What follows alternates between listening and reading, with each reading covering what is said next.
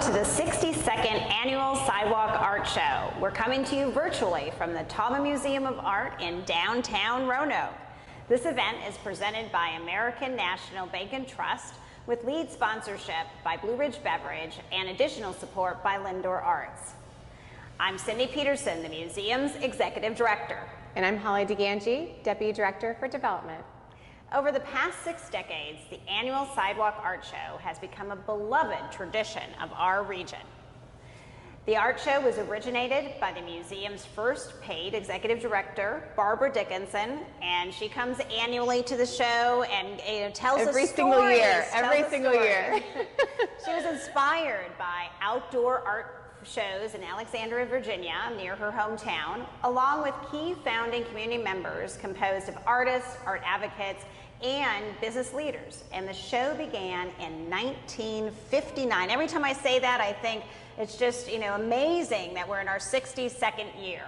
And it started with 30 artists at the Roanoke Library patio, and it continued to grow over the years to move to Kirk Avenue and then on to Elmwood Park, and now annually hosted on the streets of downtown, exhibiting over 120 artists from across the country. As traditions sometimes evolve, we're excited to continue to offer this event to you in a new form. Tune in today for a more intimate experience. We'll connect with artists for an insider's peek into their studios, galleries, and homes through demos, Q&As, studio tours, and more. This is your opportunity to hear directly from them on their creative process, inspiration, and new projects they're working on. And throughout the show, you will also see museum minutes, and you'll see Holly and I, and we'll be doing spotlights on museum exhibitions, just like we're here today in Dorothy Gillespie's The Art and Legacy. And if you wish to see the works in person, please come on into the museum. We've reopened our doors beginning of July. Our hours are Fridays and Saturdays 10 to 5 and Sundays 12 to 5. And we have free general admission every day that the museum is open thanks to AP Foundation. And through our partnership with our lead sponsor, Blue Ridge Beverage, during our museum minutes, we'll offer guided tastings of some of the best vineyards, wineries, and breweries in our region. Support local and take a look at our agenda so you can follow along. Throughout the show, we'll share 6 different tastings led by brewers, winemakers, and tasting room managers. And we encourage you to also visit the online shop component of this fundraiser, shop.taubmanmuseum.org. And this is open until the end of August, so join in today, take a look, and support our local, regional, and national artists and the museum. The benefits of this sale are for both artist and museum in this critical time. If you like what you see, engage with us. So if you have a question, our artists are tuning in, they can answer as they are able, and then also tag your friends, share in your pages, and bring them into our Sidewalk Art Show party. We are excited for this Sunday afternoon, so thank you for tuning in to the virtual Sidewalk Art Show at the Taubman Museum of Art. Enjoy.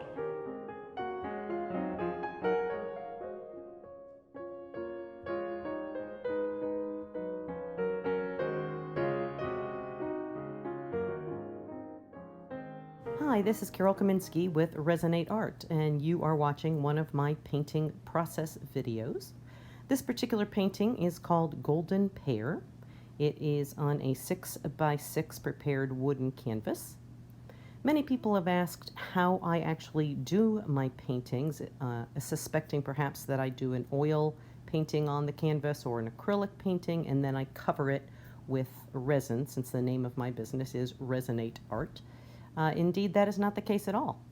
In my left hand, you'll notice several different small little cups with different colors in them, and what I'm actually doing is I'm taking polyepoxide, or as you perhaps know it better, is as epoxy resin, and I hand tint it, and I use that hand-colored resin to actually make the painting with.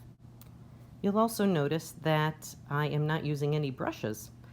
When you're painting with liquid plastic, which is basically what I am painting with, if you used brushes, you'd ruin them all, because the painting has to be finished in about 45 minutes to 90 minutes, because at that point in time the resin is way too thick and sticky to use. As I mentioned, it's a liquid plastic. It's a two-part. There's a resin and a hardener, two liquids that you mix together, and they start curing and forming this plastic, hard plastic, so you only have a limited time to work. So I paint with, as you can see, not your typical painting tools. One of the other interesting parts of painting with resin is that unlike oil or watercolor, if you need more red, you just put some more on your palette. You can't do that when you're painting with resin because it takes a lot of math ahead of time to divide the resin out and know how much of the light green, dark green you need for example, the leaf there, or how much of the gold or the white. So once it's mixed, you can't unmix it. So that's another challenge with painting with resin. In any event, well, I do hope you have enjoyed watching this, and if I can help you with anything, answer any questions for you, or if you are interested in taking a class, because I do teach classes in resin painting, you can find me on www.resonateart.com or on Facebook or Instagram at Resonate Art. Thanks for watching.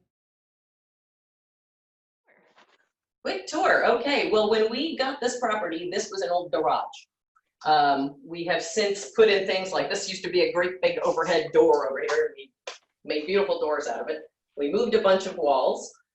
So when you come in the front door of the gallery, you'll see the first thing you see is all the artwork on the walls over here, and give you a rough idea in terms of sizes of work I do while you're taking a look at it. Some of my most popular pieces are the fruits and vegetables.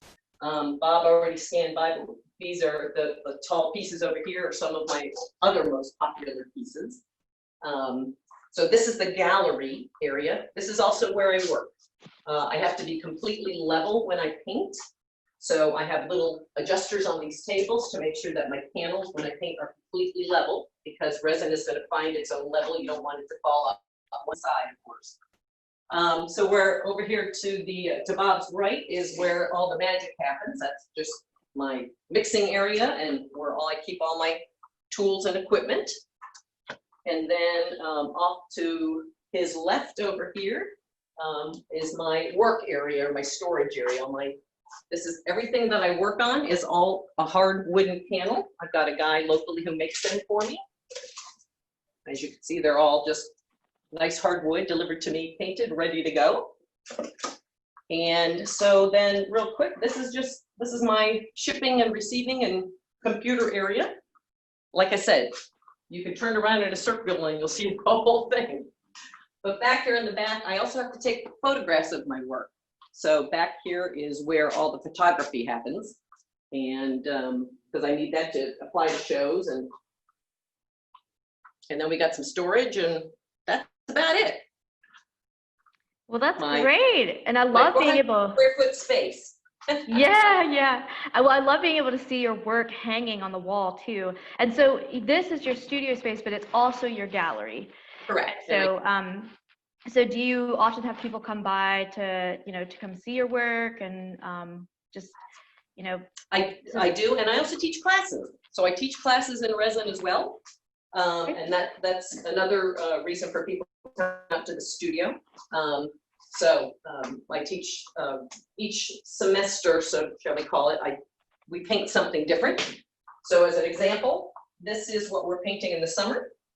And we did this in the springtime. So I've got different things for students who want to come back and take a second class. They're all basically for beginners, but it's nice because people have been asking me for years if we could, how do you do that? How do you do that? Because other artists who paint with resin are all abstract.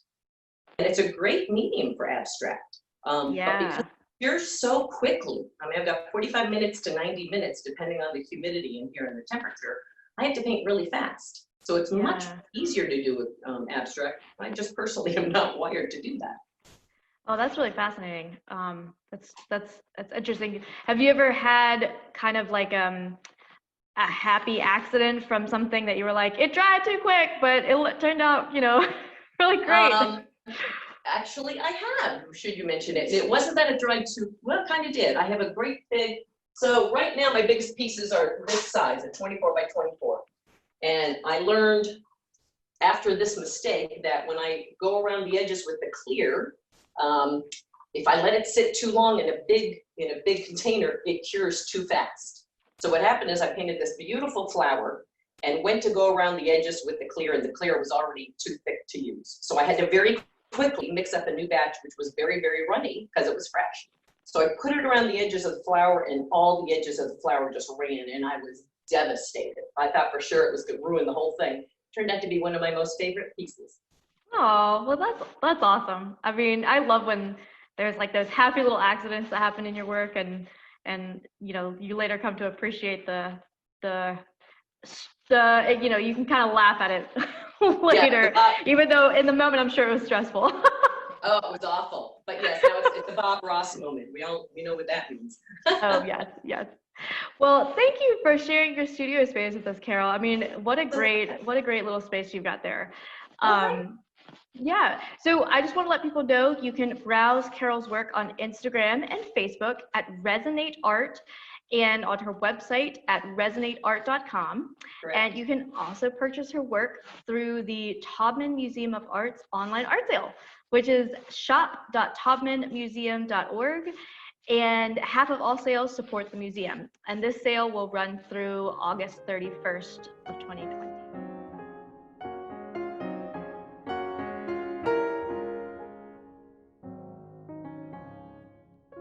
Hello, everyone. I'm here with Kyle Wilson with Left Behind Photography. He's an artist based out of Selma, North Carolina. So welcome, Kyle. We're so glad to have you. Thank you for having me. Yeah, so we are going to show a brief video of some of Kyle's work, and then we're going to join back with Kyle and just talk a little bit more about his process and his inspirations. Kyle Wilson, this is Left Behind Photography, and this is HDR photography on metal. And I like to shoot things that are left behind in rural Americana and try to capture as much of this as I can while it's still around.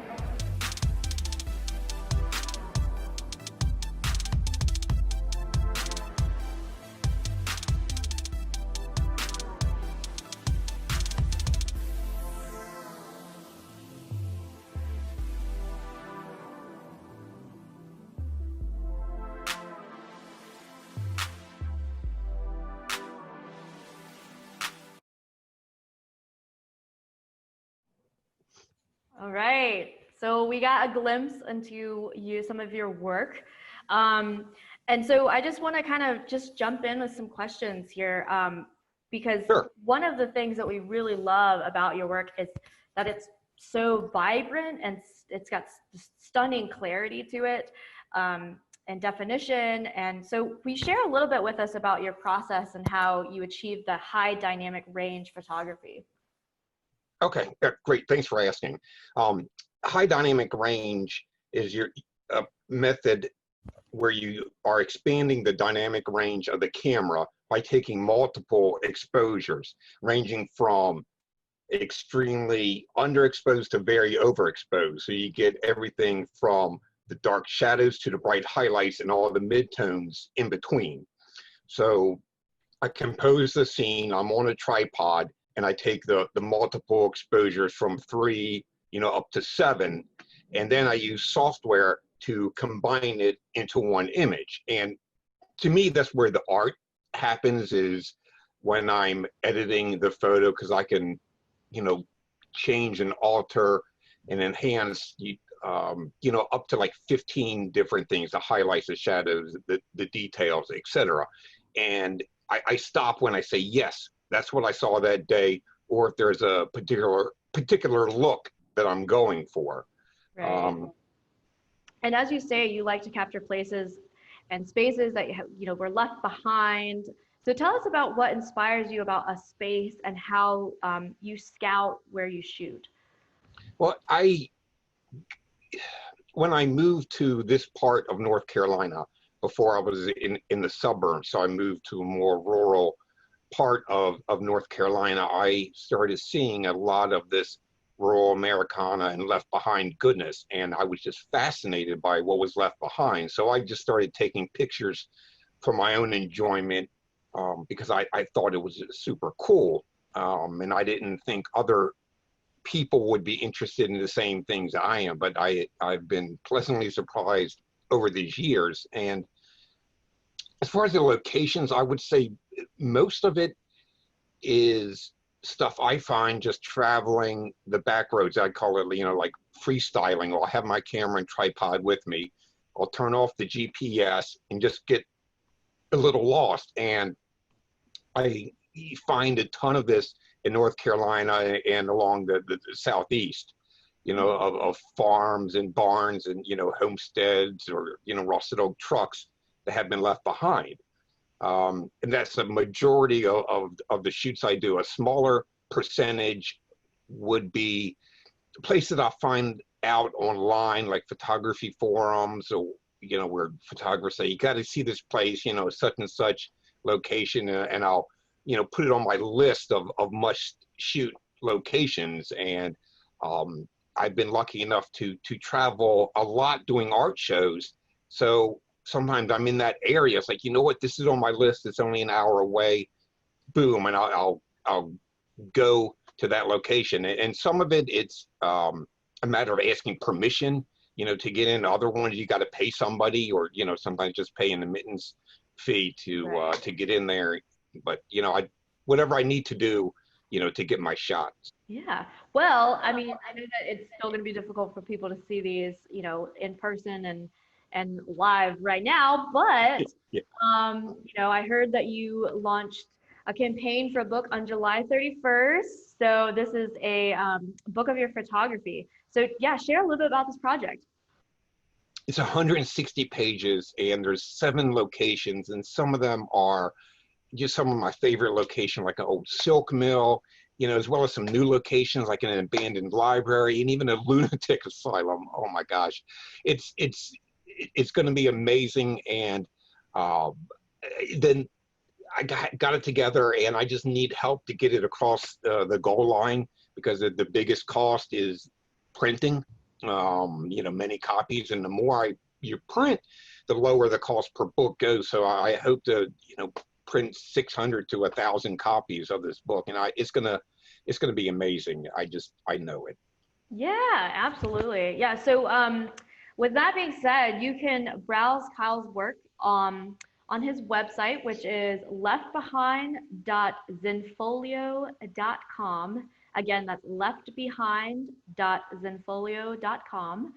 And you can purchase his work at shop.taubmanmuseum.org. That is our online art sale going on right now until August 31st. Check out his work on there. He's got, and half of all of those sales do support the museum.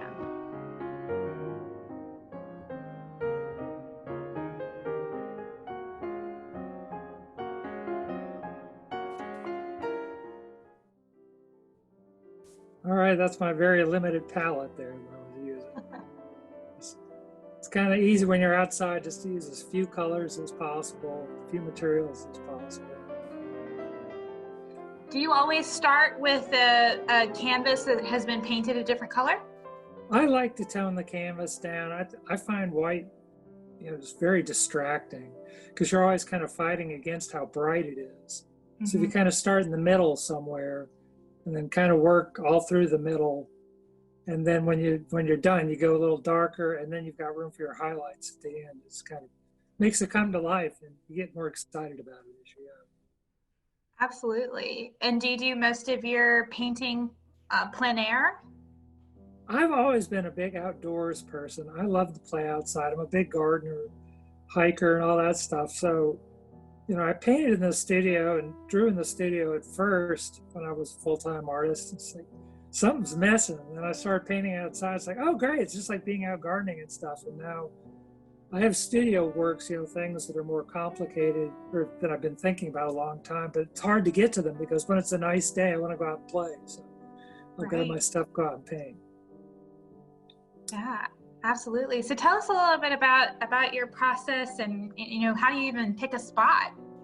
Yeah, well, this particular spot, I have to admit, there's a hole in my hedge, because during the pandemic, I've just kind of gotten into this thing where I've basically just been painting in the yard, in my garden and elsewhere. And I don't know, I just had kind of this vision. There's a field behind our house, And it's a gardening thing, borrowed interest. So it makes it feel more like our yard is larger by incorporating their field. And one way of doing that was, making a little passageway through the hedge. And then when I did it, it's like, well, that's kind of interesting. So I made it a little wider so I could paint it. And now, of course, I walked out the other morning, there was a deer standing in it. So, Oh, lovely. Well, it was lovely to look at. They took off for you to take a picture. So, a lot in this particular painting, there's a lot of white at the beginning because I don't use medium in my oil paint. So it can be kind of hard to lay down initially. And when you're doing very large areas, it's just easier to have a slightly slick surface. And because it's the atmosphere, it's the distance, which always has a lot of bouncy water particles and things. Everything's a little lighter and softer anyway. So if I lay that white down and then just lay colors on top of it, I can't go too dark. That's the same with oils. Once you put down a lighter color, it's hard to put a darker color on top of it. For some reason, it's easier to put a lighter color on top of a darker color, but not the other way around. So that's kind of why I do that. It kind of gives an overall feel to the thing before you even really get going. Absolutely. Absolutely. And then I just kind of block the whole thing in, just the main basic shapes with just a couple of colors, so I get a feel for it. And then I come back in and start trying to, it's kind of almost like sculpting. I think Stephen King, when he was writing, he said when he wrote a book, all he did is, it was like sculpture. He just went in and removed everything that wasn't the sculpture. Instead, I'm just kind of putting it in, all the shadows, and the highlights and everything that kind of brings it to life. And the more life, I get a feel for it while I'm going, the more into it I get, because I kind of get a sense of what's happening. There's always a point, it's just a bunch of flat colors, and then suddenly you can just kind of, I don't know, it's like being a part of it almost, which is part of the good thing about being outside in the first place, is you get that sense of just location, which you can't really get in the studio. Yeah, absolutely. Absolutely. Now, tell us a little bit about, some of your inspiration. Do you have favorite places that you like to go to paint, or? Well, I do. I really like water, so I find my way to James River a lot. Anywhere there's a creek, I don't know, even puddles. I like reflections, that kind of thing.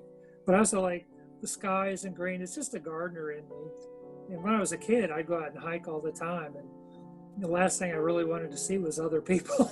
I don't mind other people. I like being around other people, but I don't know. It's just something about hiking in nature. I just want to see animals, trees, and birds. I love trees. So I end up doing a lot of things that are just simple landscapes, lots of green and blue and orange, and depending on the time of the day, lots of shadows. I don't know, it just appeals to me. Absolutely. Now, I love your style of painting. I think you do such a lovely job of giving us a suggestion of kind of what you're seeing and not trying to capture every little detail. Well, for me, the whole point is trying to get other people involved in the experience. And I have no problem with artists that like very specific details. But to me, when I do that, I feel too much like I'm trying to tell them what to see, instead of giving them the feel of the experience and letting them kind of figure it out for themselves. They see in it what they want to see in it, as long as they feel it the right way. I like everything to be kind of, not in a kind of a cutesy way, but I like everything to feel positive. More inspirational, give people momentum to do things and want to go out and, protect the world they live in and that kind of thing. So that's what's important to me. And I just want to share that experience with people. Absolutely. And have you always been a painter? Yeah, I was in advertising for a really long time, but I painted when I was a little kid, and I painted while I was in advertising. I started as a graphic designer where I would do, illustrations, and I still freelanced illustration on the side. But I would do everyone's layouts for them. I thought every designer knew how to draw, which turned out not to be the case. So before computers, all the layouts had to be done by hand. And that was my favorite part, all the hands-on stuff. So once we kind of got into the computer age, I did that for a bunch of years, but I found it really dull. So I just kind of wanted to get hands on a pencil or a brush or something like that. And it's just so much more fun, more tactile, I guess. Do you find that your background in that influences your paintings today? It does. I saw an awful lot of people's work growing up, both in school and once I was working. All these different illustrators who would send us samples and things, and I would always look at other people's work and other people's designs, and trying to learn from it all, but at the same time put it all aside and do your own thing and ignore it. It can be kind of hard because sometimes you'll do something and think, oh, well, that looks like whatever, and then you immediately don't like it just because it looks like someone else, even though there's maybe absolutely nothing wrong with it. Yes. Now, I know that this is a time lapse of over an hour of painting. So Well, you're actually, working fairly quickly, right? yeah, well, for this video, I tried to do it as quickly as possible. I thought I could do it in a half hour. I proved myself very wrong. It's 1 hour, like on the button, but usually it takes me a couple of hours to do something. I'll do something a little bit smaller than this more often than not. It just depends on what the subject matter is or what mood I am in on a given day. Some days I could be there all day and would still come with trash. Another day, 15 minutes is plenty. It's just how your brain's working on a given day. You just have to have the tools. If you practice enough, the tools are there when your brain is ready to use them. I guess that's the best way to put it. Absolutely. Now, have you had, it looks like on this day, it was quite a lovely day, but slightly overcast. Have you had any instances where the weather has interrupted you? Oh my gosh, I've had so many instances where I've been poured on. Sometimes I'll paint out in acrylics, a product called open acrylics, which paints somewhat like oils, but you can rework them, but they're thin. And I was painting in Elizabeth City, and I was out there and I looked at my phone and it said rain starts in 45 minutes. So I got the painting about halfway done, and the skies just opened up and it washed the painting completely off Oh no! before I could get it to my car. So when I got home that night where I was staying, I repainted it from memory. Okay, I was going to ask, how do you handle those situations? Well, actually, I often find when I'm out painting something, I get an image in my head, and comes a certain point in the painting when I sort of stop looking. I may look for reference for little things, but, like on a day like this day, the light changed a lot. It was sunny, then it was cloudy, then it was dark, then it was sunny again, it was cloudy again. So you just kind of have to that's one thing about plein air, you have to pick a moment.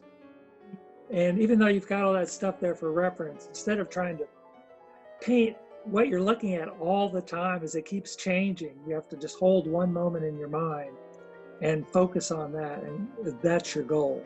That's probably the hardest thing to grasp when you're actually painting on location. Your tools and everything are really the same. I always tell people they should set up in the field exactly the same way they do in their studio. Their paint should be in the same place. They should use the same colors, use the same brushes. That way they don't feel awkward or anything when they're out. It's just like painting in the studio, except instead of looking at a photo, they're looking at something else. And sometimes I'll sketch them in ahead of time. But if I sketch things too much, I get a really solid idea in my head, and it's hard to get it out. Yeah. Absolutely. Oh my goodness. Well, that was a fantastic video. Thank you so much for sharing that with us. Do you have anything else you'd like the viewers to know about you or your work? Just that they can find it on my website, and I've got plenty. I'm out almost every day. If the weather's even crummy sometimes, I just feel like I have to be outside. So I'll find some covering or an umbrella or something and just go out. So there's always, oils or watercolors or acrylics that are new, depending on what's convenient for me on a given day. Absolutely. Well, speaking of that, you can find Brett's work on his website at brettlegou.com. You can also see his work on Facebook at Brett Legou Art. And then you can also find his artwork at the museum's online Sidewalk Art Show Art Show at shop.taubmanmuseum.org, and half those proceeds go to support the museum. Brett, thank you so much for joining us today. We really appreciate you.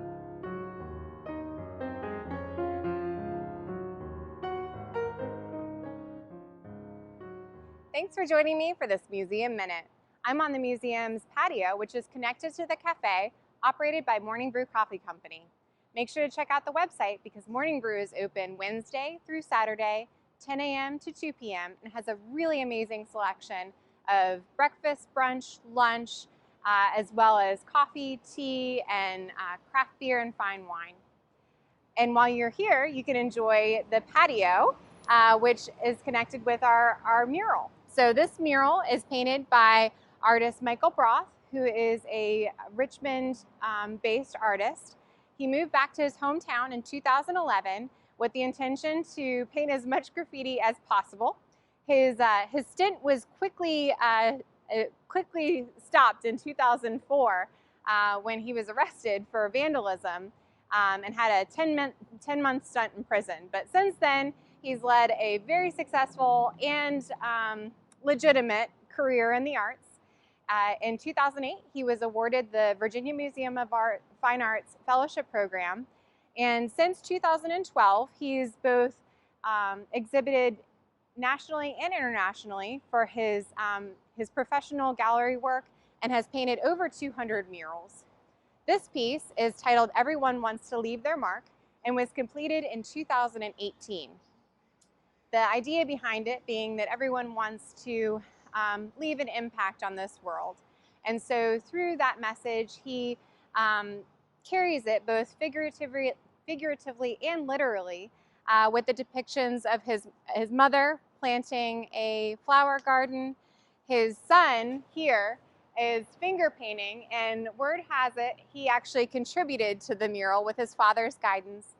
And then as you kind of go down, we have a depiction of one of his really close friends that sadly took his life shortly before this piece was painted, who was a tattoo artist and literally left his mark on many, many people. The mural continues around underneath of Williamson Boulevard, so we encourage you to come down and check it out. It'll be on view now through next summer. And so joining me for my tasting segment is Maston Taylor, Wholesale Manager at Chateau Morset. Tell me a little bit about the winery, Maston. So we are out of Floyd, Virginia. We're up on top of the Blue Ridge Parkway at over 3,000 feet in elevation. We're one of the oldest wineries in the state. We started in 1978, so we've been doing this for over 42 years, and we've kind of got it down to a science. And we always have new things that are coming out. As you can see on the table, we have our ciders. Both of them are 100% all Virginia ciders. We get the bulk of our apples out of Nelson County, and then about 5% comes out of Floyd County. And then we do everything at the winery. We have our barrel aged and our cherry ginger. And then as you can see to the left of that is going to be our first ever Pinot Grigio and our first ever rosé.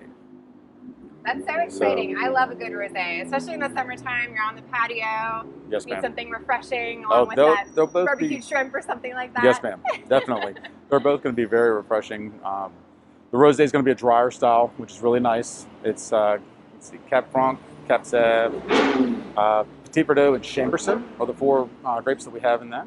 And then the Pinot Grigio is 100% Pinot Grigio. So great.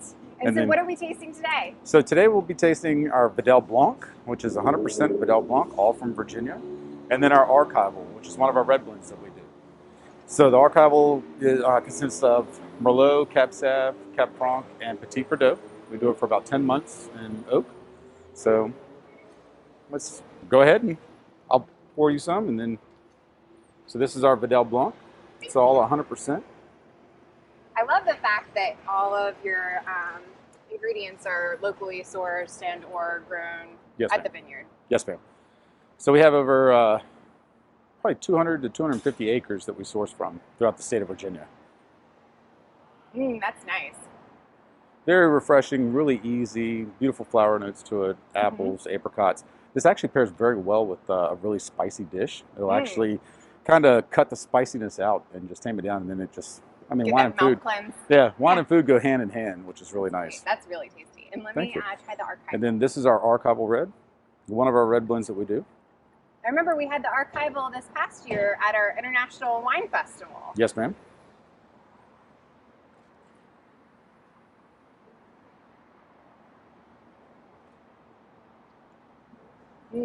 As a smoky, a little bit of smoky. A little bit of flavor. smoky notes from the oak, yes, ma'am. And you also should get some plum, some black raspberry, maybe hints of strawberry to it, maybe a little bit of cherry. So. It's be good with a steak. Oh yes, ma'am. Ribeye or fillet, you know, maybe some prime rib. So, or just a nice fat juicy burger would be really good to have too. I enjoy all those things. Wonderful. Well, great. Thank you so much Yes, ma'am. for joining me today. Yes, ma'am. And Thank you. the winery right now is closed because of COVID, but we're looking just back at the time being, we're hoping to reopen probably by October is what we're hoping for right now. Great. So especially for Virginia Wine Month. So month of October, please everybody support all the Virginia wineries if you can. We all greatly appreciate that.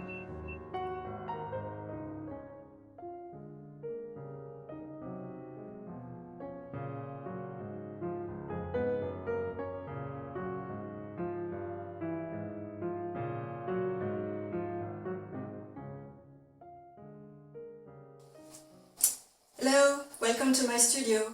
I'm Jeanne Fratelli. I'm a jewelry artist and I work mainly with sterling silver. I'm really fascinated with texture, so sterling silver is a perfect medium for me. Today, I'm going to show you how I can achieve a wide array of textures using different tools. A rolling mill, which lets me transfer a pattern onto a silver sheet. A number of hammers, each of them having a specific and different head.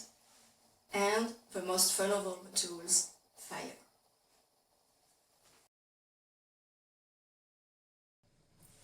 This is a ball peen hammer, and you can see its rounded head is used to create dimples at the surface of the metal. This is a small embossing hammer. You can see the much sharper rounded heads that it has, and that one is used to create more decorative dimples on the middle rather than overlapping dimples like the ball peen hammer does. Next, we have a sharp texturing hammer.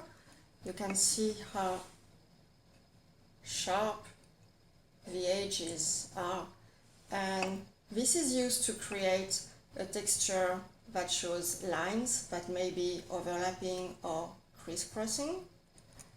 And finally, we have a specialty texturing hammer which is called a raw silk hammer, and that one creates a really organic texture that's meant to be overlapping and to create some very fine relief at the surface of the middle.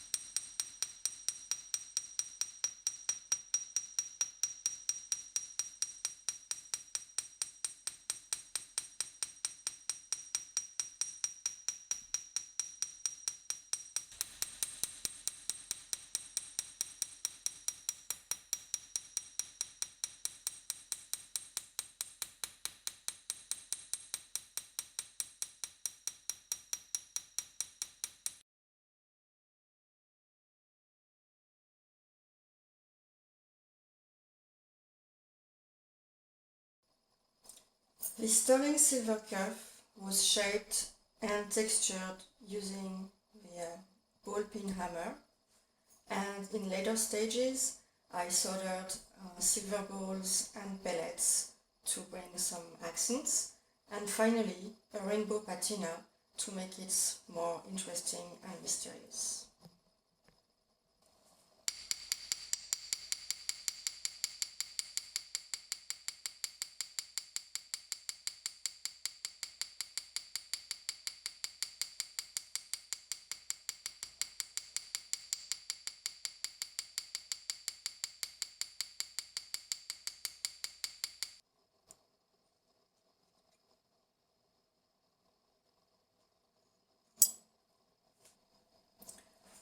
For these sterling silver earrings, I simply used the small embossing hammer to bring a subtle texture, and the uneven surface makes it even more shiny. And finally, I added some little garnets for a pop of color.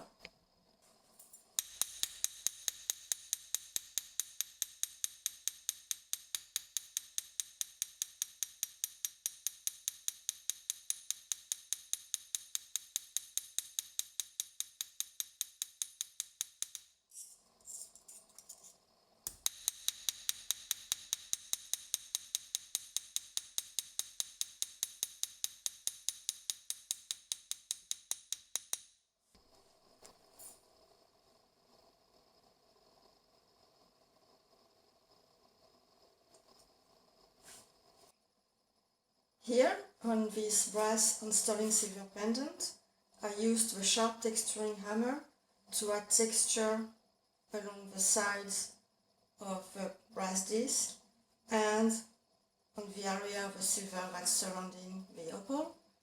And to have matching back, I also textured the backs using the same hammer.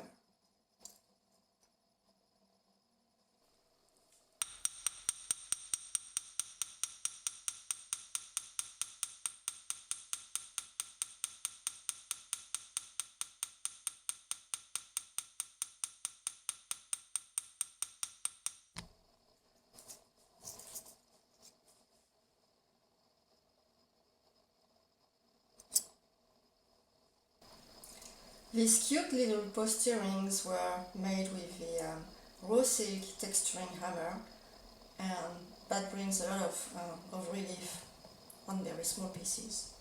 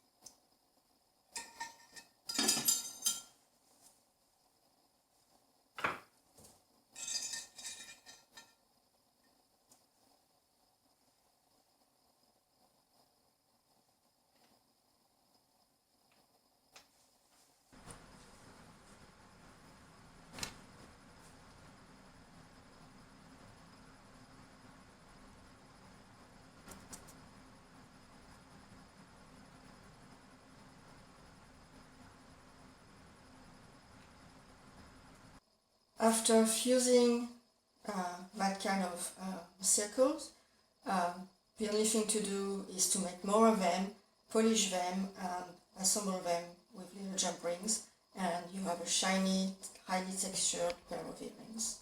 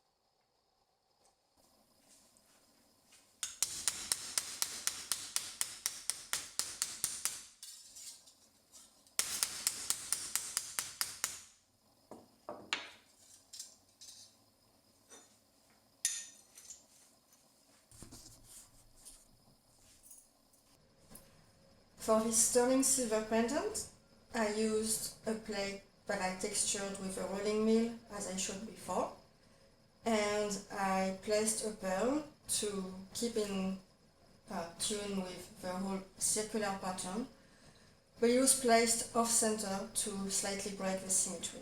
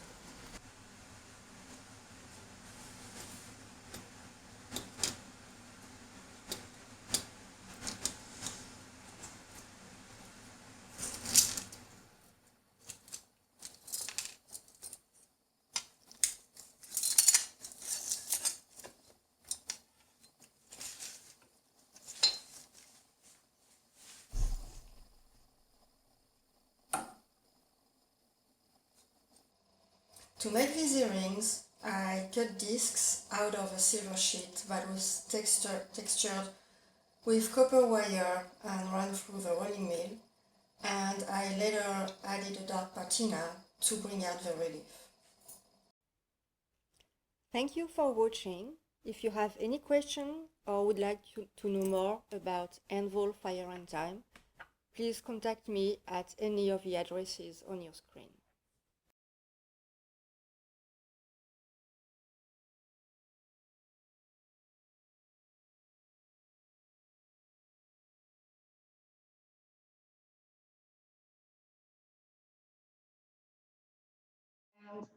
So I started working with, I wanted to work with metal after I had an aneurysm in 2013. And whenever you have brain injury, it's recommended that you learn something new to help your brain heal. And I had always been interested in metalwork, but I was more into forged iron or huge steel sculptures. But I couldn't find anyone who would be willing to take their chances with me because for about 1 year after the aneurysm, I couldn't really use my fingers. But then I found those silversmithing classes in Glen Echo Park in Maryland. And the owner, Blair Anderson, she's an amazing artist. She works with silver. Her jewelry is amazing. And she's a great teacher too. And she let me in. I took her intro class. It was just 1 day long. By lunchtime, I was completely in love. And she let me come back. And the more I learned about sterling silver, the more I realized that that's a metal for me. I'm very interested in texture, and the freedom it gives me in terms of texture, it's unparalleled for me by any other metal. So that was just this lucky thing that I got to get to discover sterling silver. That wasn't the plan, but that's just perfect. Yeah. And so I know that you have in your past, in your background, you used to do research. So how has your love for science and research kind of influenced your work? I don't think that really influences my designs, but it really influences the way I work at the bench. All the good habits of having a clean bench, having my tools ready to use. I can grab them without looking because I know exactly where everything sits on my bench. I take extensive notes about what I did, what went wrong, what I discovered, not really a new property, but a new way to work with sterling silver. And this is, I'm very big about documenting everything. And this really comes from my background in science. So you've also traveled quite extensively as well. So how have your travels influenced your art? To me, traveling is really about connecting with people, learning about new cultures, and seeing new things. And all of this just shapes my sense of aesthetics. Again, there's no direct link between what I saw and what I make, but it's always there because sometimes there's one piece I've just finished and I think, oh, that reminds me of this building in Kyoto or that mountain range in New Zealand, whatever. So it's all, well, there's this big black box here. Everything is messed up and I process things. I don't know how I process them, but all of this, again, crystallizes in the designs that I create. I wanted to let everybody know that you could browse Rajon's work on Facebook and Instagram at Anvil Fire and Time, and on her website, anvilfireandtime.com. And you can also purchase her work through the Taubman Museum of Art's online art sale. That is shop.taubmanmuseum.org.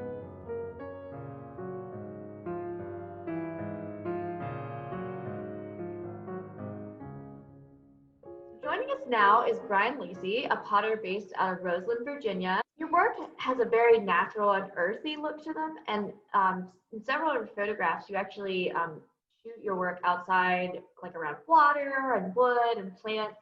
So where does your inspiration come from? My inspiration really comes from just something being functional. That's really what the driving force in why I do what I make. I started actually when I was a little kid. There's I don't know if you can see, there's a big red vise over here on a short table. My grandfather had that. And growing through the Depression, he didn't throw anything out. So he had tons of little tiny scraps of wood in his wood shop on that bench that I could reach when I was a little kid. And I made toys for myself. And then it just kind of grew as I went on. I got into woodworking and made stuff for myself, furniture and everything. And I did some metal work in high school. And then when I found clay, it just kind of put everything together in one material. I really liked using it, and I could make things very functional that way. Do you still do, woodworking on the side? I'm starting to get back into it, and I'm trying to incorporate some wood into some of my work. I've tried out, I made a couple of handles for some small teapots. I turned them on the lathe, some little Kyushu teapots, and I'm going to, I have a cork in here now, but what I plan to do with this one is to turn a wooden top and then get some stainless steel wire and build a little cage to make a growler. Can you tell us how you got started as a potter? As a potter, it was actually kind of a fluke. As I mentioned, I'd always been making things for myself, and I just happened to be in Old Town Alexandria one day, and I was going through the torpedo factory, and they have the Art League school there. It was there at the time, and I picked up a catalog and brought it home and flipped through it a few days later and found there was a pottery class in there, and I happened to sign up at the very last minute and got like one of the last spots in there, and it kind of took hold. By the time I got through the first few classes, I was hooked. I took classes there for about 18 months, and then after that, I decided that I was going all in and bought my wheel and kiln and bunches of clay and glaze skills. After the first year at the school, I was doing throwing, and then after that, I kind of peeked at what they were teaching me. So I kind of dove into the glaze closet. That always interested me too, to develop glazes and mix them up. And so I spent the next 6 months doing that, and then I just went out on my own and started reading and learning and building my own glazes. And I just haven't looked back. So it's been 27 years now that I've been doing this. So you mentioned earlier that you are mostly inspired by, making functional pieces. So do you cook often? And does being in the spark those new ideas for functional pieces?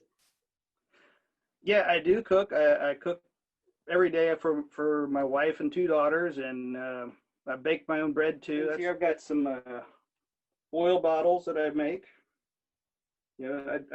I use these for for olive oil. And this kind of happened after working too late one night. I was making bottles like this, and I'd flatten them into flasks. And then I thought that'd be really cool to put a hole in there. So I pinched a hole in it and really liked it, but thought it missed something. So I had a little counterbalance hole of that. I don't see that well, but yeah, love that. They take a lot of work, but they're fun to do. are there certain pieces that you prefer to make? I love making teapots. And I like making tea. I make tea every day. And here's what this is. This will hold a quart, and or maybe a bit more. I forget how much these will hold. This will hold 32 to 40 ounces. But I like these because, again, I like the functionality of it. The shapes of them, there's so many curves, and there's negative spaces and everything else, and it's hard to tire looking at one. Yeah. The challenge of making one, of course, is also, there's 4 main pieces here that you have to make, and they all have to be made well, but then they all have to work in harmony too. So getting those made and piecing them together, it's something I try to do when I've got time. I don't want to make these when I'm in a rush, so I can really spend time making them well. Cool. So do you have other pieces that you can share with us? Oh, sure. I got a bunch of stuff. I've got some little bowls. I kind of like these little square bowls. I think they have a nice shape and lovely curves. Those are, of course, good for in the kitchen or serving, little sauces and little side dishes. Mm-hmm. One of the things that I don't use that I have made for people, actually the first person asked me to make one, never came back to buy it, but I made several of them and they were very popular, and it's for kombucha. Oh, nice. Apparently a lot of people like making kombucha. This is the only one I have left. This is a 1 gallon version. I do make them in half gallons and 2 gallons as well, with a stainless steel spigot. And one of the things they have to have a breathable lid, so they have the holes in there. I also make the lid so that they fit a little activated carbon filter. Oh, nice. Don't know if you do kombucha, but it's just a little filter that fits in there. Like I said, the glazes are all my own recipes too. And there is one pot here I'll show you that had a bit of an accident with the kiln.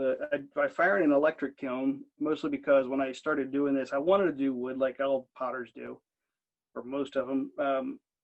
But I found that to be kind of hard to do and have 2 young kids around at the same time.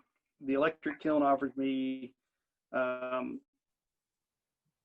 just the possibility of kind of letting it go. It's almost like a Ronco. You can set it and forget it. Not quite. You got to keep an eye on it. But I was in a rush just before Christmas and wanted to program a preheat for 30 minutes, but instead I programmed it to hold the temperature when it got to the peak temperature for 30 minutes, which meant that it overfired quite a bit. And I fired to the highest that this kiln will go, which is cone 10. So that firing kind of overfired.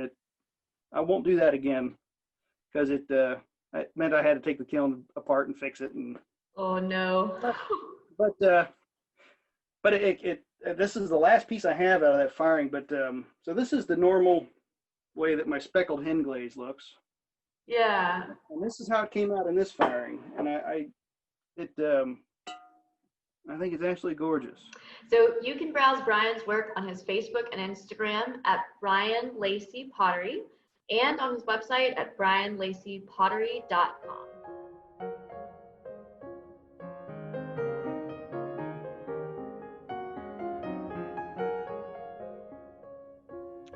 I'm here with painter Ginger Dans, an artist that is now based out of Roanoke, Virginia. She just recently moved from West Virginia. So welcome to Roanoke. We're thrilled to have you here. So Ginger, I know you've offered to give us a tour, so I'm going to let you kind of take it away from here. All right. So here we have supplies, very important. And this is part of my newest series, which I'm kind of informally calling my COVID cats, because I've always painted and loved cats and drawn them. But it seems like since this pandemic has been happening, I've really been feeling more like painting cats. I have one cat, and I've always had cats, and I've always loved the big cats. So Born Free as a child was my favorite movie.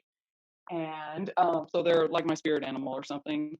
Oh. And anyway, so moving around the space, I do have a nice picture window. As you might be able to tell, I am in the basement of my home, but luckily there is it's a walkout basement, so there's a nice window. And then here is my, this is called Horizons. This series, basically an abstract celebration of landscape. Yeah, I love texture, and I'll do a little close up on the. I just love scraping color over other colors and getting lots of texture. And I use texture paste. I use collage. In this particular series, I didn't use as much of that, but spinning you back to these cats. But in this cat, I've got some paper collage on there, and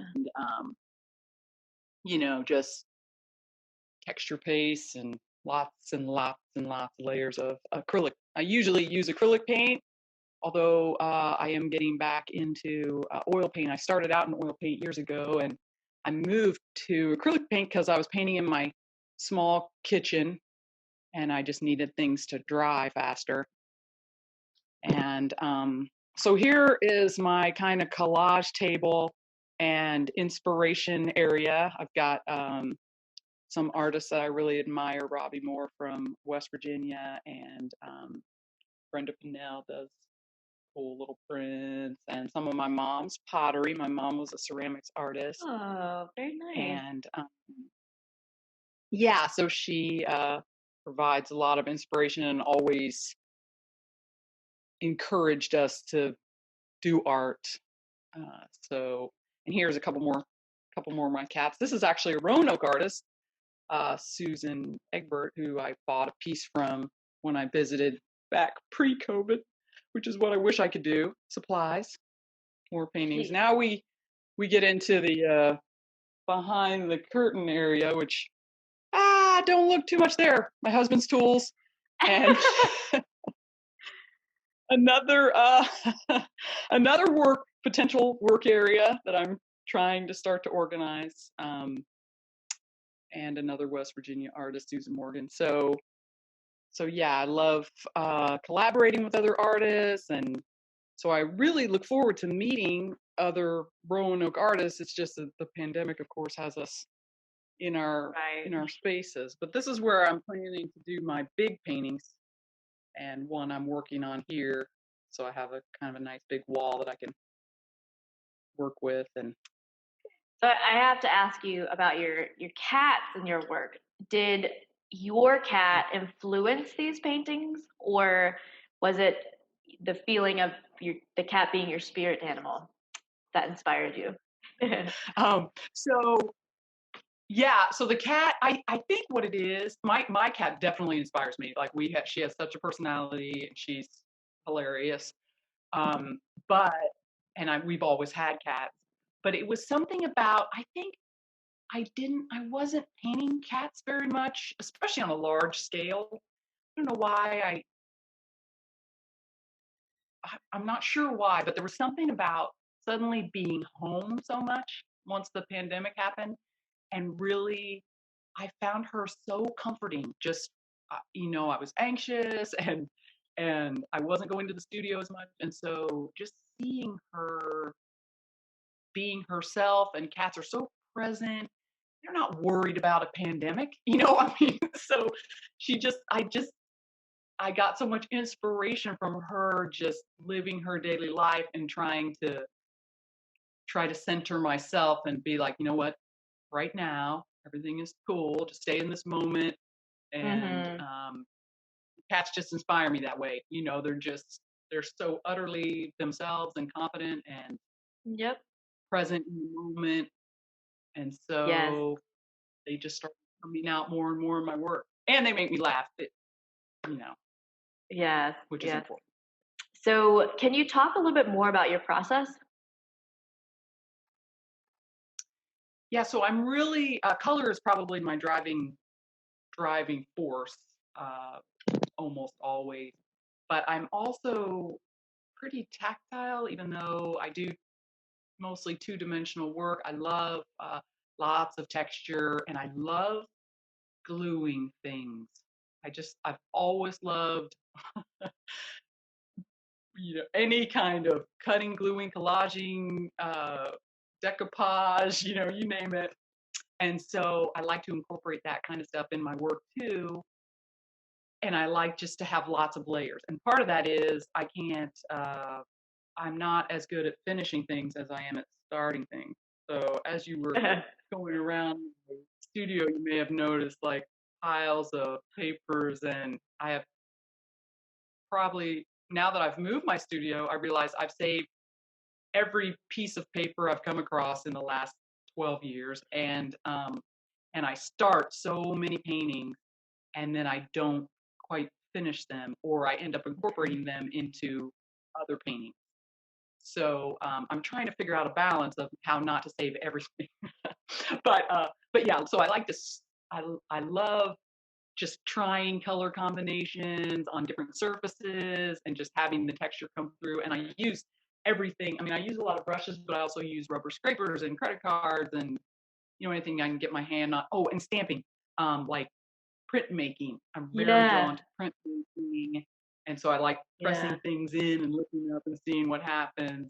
And that's very cool. Very cool. So yeah, I'm calling this one Through the Veil, and it again is a good example of maybe I should switch.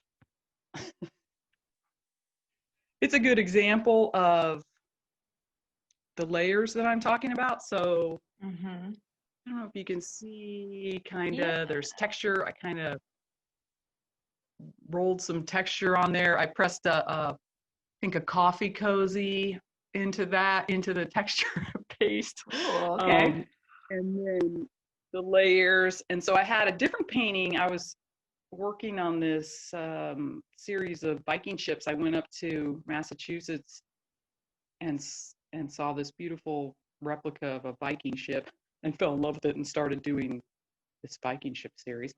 And this sort of started out as that, but then I'm really in love with these biomorphic shapes, like leaf shapes and kind of the female form. So this is what this series is all about, is kind of this awakening for me that I've had over the last couple of years. I turned 50, I lost both of my parents, and I just started kind of paying attention much more to myself and the whole conversation, the conversation around women and women getting more empowered, and also learning about other women artists.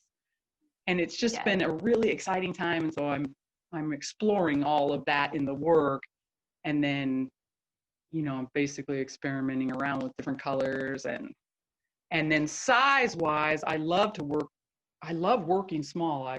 I do a lot of small work, but, as you can see, I'm sort of starting, within the last few years, I've started to just try to go bigger and bigger. So I wanted to let the viewers know you can browse Ginger's work on her Facebook and Instagram at Ginger Dans Art, and on her website at gingerdans.com. You can also purchase her work through the Taubman Museum of Art's online art sale. She has work in that, and it's actually, she mentioned one of her Viking pieces, and we've got one on our sale page, which is shop.taubmanmuseum.org, and half of the sales support the museum, and the sale will be up through August 31st.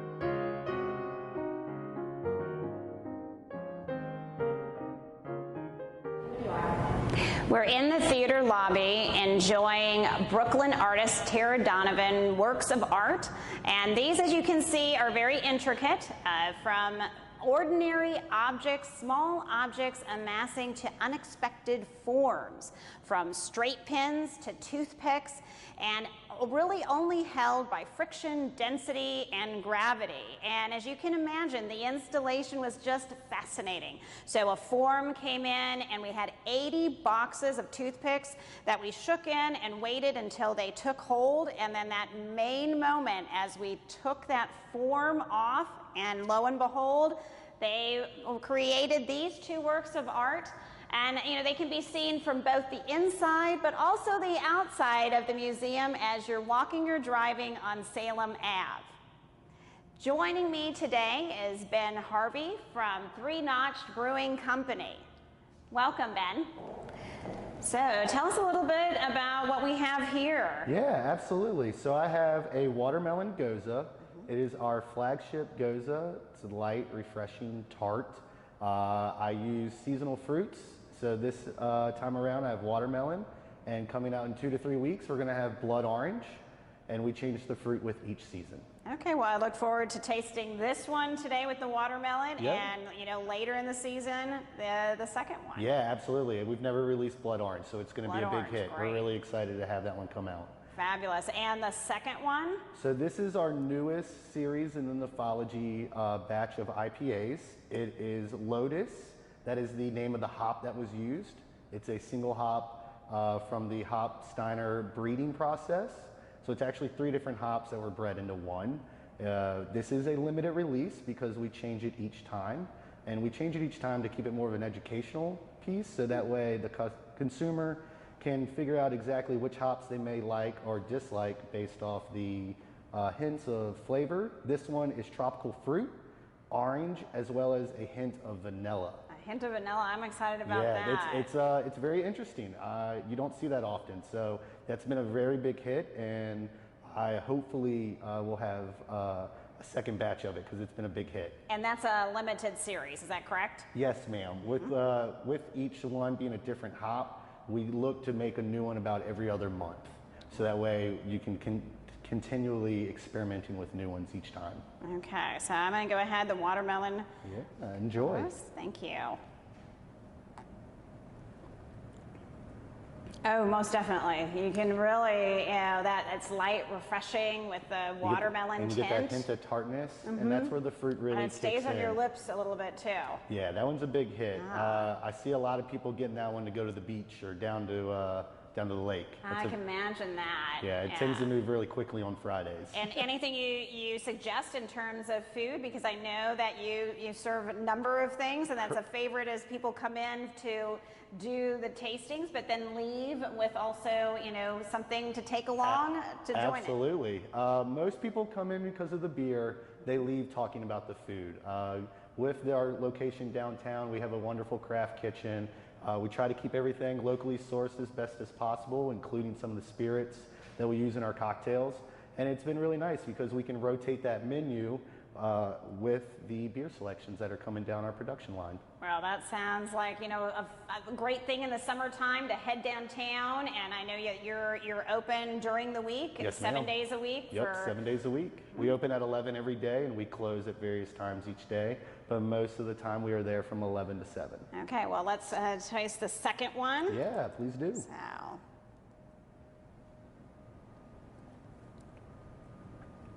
So that tropical, you can really taste right after, and that vanilla hint. Right on the back end, yeah. It's really refreshing. I really like this one. It's been moving pretty quickly. I think I'm gonna have to have a couple 4-packs for myself before it sells out. Before it sells in that limited edition. Well, thank you, Ben, for joining us today absolutely. from Three Notch Brewing Company this afternoon. And people can head downtown and pick up either of these as they enjoy the summer evening. Absolutely. We look forward to having everyone there, and thanks for having us today. Thank you. Absolutely.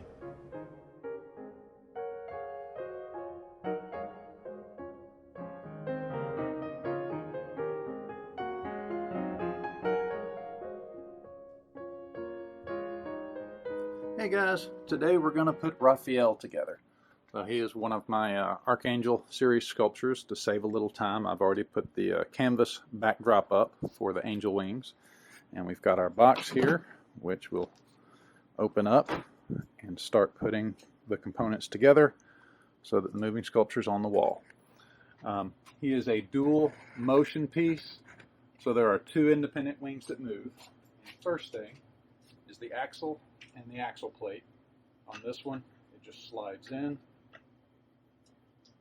There's a bolt.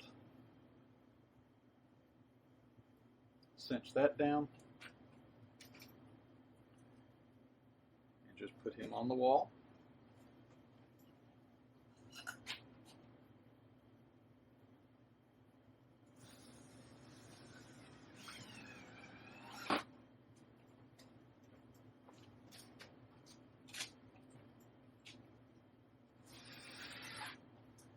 So a lot of the parts and pieces on the Raphael sculptures, I don't really get started until I have sets of parts and pieces I know that I can use that other people have given me. So on this one, this armature element is actually 2 pieces. It was gifted to me by a friend, as well as that large copper backplane. The first stage is to put the wings on these backs. This wing goes on here. 2 bolts, one there, one there.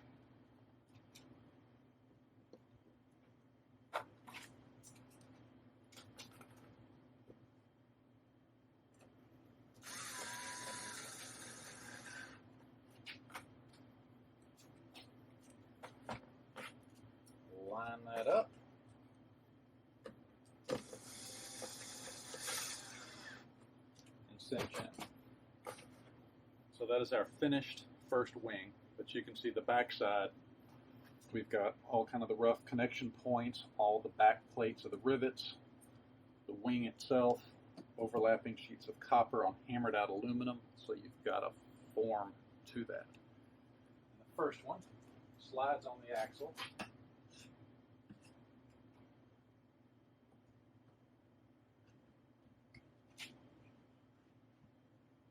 This is a little spreader piece between the 2. And we'll put the second wing together. Same scenario. There's just 2 bolts on back.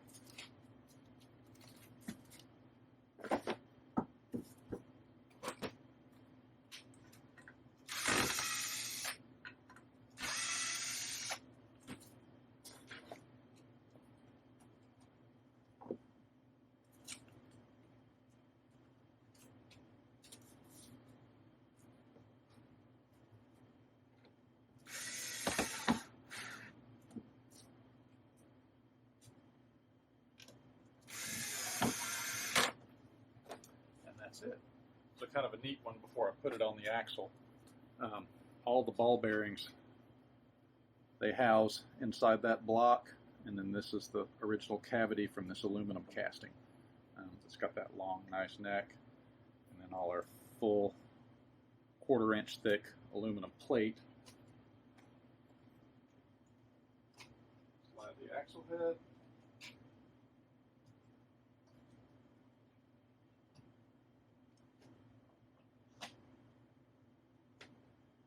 That whole piece is done. So it's ready to play with. And a neat one on the Raphael piece, you've got little magnet weights, and you can play with these guys. And it's just a little magnet with some carpet foam on back. But I can start playing with the balance to it. Just with those little magnets, you can swing up, you can swing down. If I'm pretty good with the back and forth, I can actually start adding at the top of the swing, at the bottom of the swing, taking off the weight. And it just take a couple of times, but just with those little magnets, I can start to accelerate. Might take one more to flip him over. While he's looking around, we'll get in close. Just about top of the swing. Add those weights on. Is that enough to take him over? Is it? Oh, almost. Close, close, close, close, close. So one more swing and I'll set the back one. They are independent, so what one wing does, the other is not impacted by other than just visually. Oh, we made a flip already. All right, just with those little magnets. And he'll speed up a little bit. But yeah, the whole point is to reach out, to play with that sculpture. You can kind of set them together, and eventually they'll start to move at a little different speed. And they're holding together really nicely right now. But just touch one, I can slow it, or I can set him opposite. And that little bit of movement is probably going to keep going until they come to a rest. That might be 20 minutes movement time if you give it a good spin. That's just one finger. He'll keep going now for maybe around a half of an hour. I could go mow the lawn, come back, he'd still be moving. Let's see, slow him down a little bit to get in close. So all it is, you've got those two independent axles right there on the mainstay. This piece also came from my buddy. And then the back plane, you've got the angel wings on. When they come to a rest, they make a heart. But you can change that resting balance so that they might rest more open, or you could lean the weight up. When they come to rest, it would be more wings down, so either at rest or wings open. But yeah, got little knurled screws here on the aluminum casting. All that plate sealed in. You can put it outside if you want.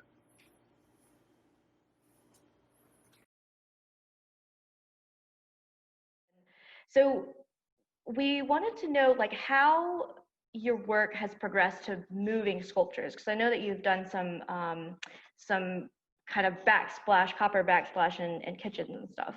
Right. Yeah. Oddly enough, the copper engraving work developed out of the sculpture work. So the 2D was a byproduct of the moving 3D work. But yeah, when did I start working for Ed? I think I was 13, and I started working for a local sculptor here in town, and pretty much I would come in after school and on the weekends, and there'd be a pile of metal. And my job was to make it shiny. But yeah, the moving was a big part of how it was always coming out. Yeah. I love that they're kind of somewhat meditative when you look at them, and that there's, you know, parts and pieces that you can really tweak to have it, you know, move in a way that you prefer. So for your background, you know, do you have any background in physics or in any of science that kind of inspired you to create these? I mean, yeah, a little bit. I had a father who was an engineer, a mother who was she was a computer engineer in the age when everything was punch cards. So there was a fair amount of math in the background. And I was going to be an architect, and then discovered you have to sit still a lot to be an architect. Any particular parts of history that inspire you more? The ancient history is usually easier to digest because it's a much broader field. When you start getting into recent histories, and that being just a couple of 100 years, you still get hard feelings about stuff from people, and they think you're making judgment calls. But if you talk about something that was 1,000 years ago, you're okay. You're on safe ground. Right. But people go, "Oh, that's cool." You know, you make up stuff about World War I or II, and they no, not so much. I tried. You know, I got in trouble. Do you have any like favorite happy accident with your work? We have the copper you were talking about was a big kind of, you know, oopsie, and then again it was you screw it up, you create a question, and you start digging on it. After you kind of pull your head up, you're like, oh, well, I have a new skill set, and that's how a lot of them go. And I was just working on a piece before we hopped on the call, and I may have to change it, but I was hammering out a metal form, and I wanted it rounded in the center and then curved on the edges. And I hammered out the first one, and I looked at it and went, well, it's a sombrero. I don't know if that's going to fit with the sculpture, so we'll put it on there and see, and it might have to hammer out another form on it so it doesn't look like a hat. I had, on that copper work, I've discovered a way to inlay brass and inlay aluminum into the copper, so you can have gold tones and bright kind of whites and silvers. But I knew that I could get the aluminum to stick to the copper if I braided it in the right way. The problem was there wasn't any type of brush or tool out there like there was for brass. There were a bunch of brass tools you could use, nothing for aluminum, so I had to make it. And it ended up being a little Dremel tool with mashed layers of tinfoil. Oh. Tinfoil is just, it was, well, the last one I did, I mixed aluminum regular aluminum foil and pie pan pens, circles, and that was the right mix to sit on the Dremel and get a good inlay of silver. Yeah, so since we're joining you in your studio, would you mind giving us a quick tour? So back here, this is all storage. So all these boxes, each of these wood cases has a sculpture in it. Any of those back there, well, there we go, extra COVID supplies. But all those big boxes will have multiple sets of copper engravings. Basic work table layouts. This big box is just an oven. But yeah, that's the inside of it. Anything I want to cure, I can cure in that oven. That's actually one of the pieces I'm working on right now. It's a big outdoor piece. And that's the one with the kind of hat piece that might not end up going on the end this afternoon. That's bandsaw. The big chunk of metal behind it is called a shear and a brake. It cuts metal and bends metal.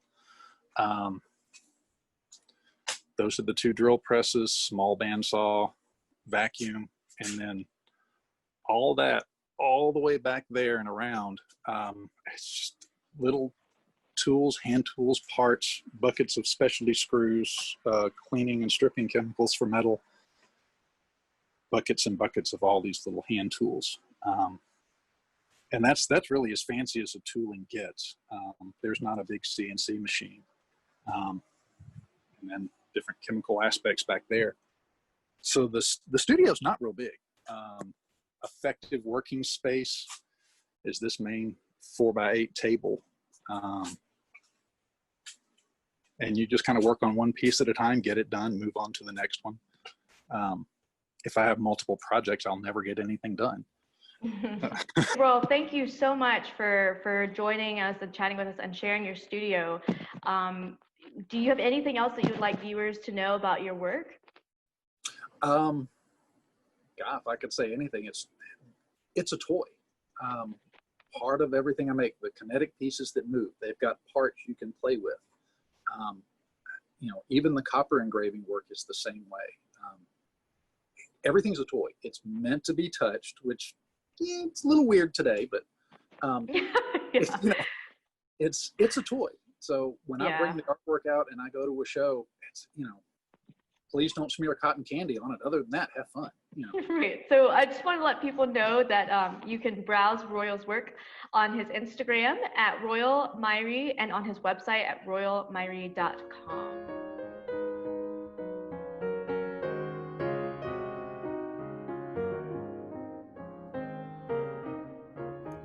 Hi, I'm Leslie Banta, a painter from Stanton, Virginia.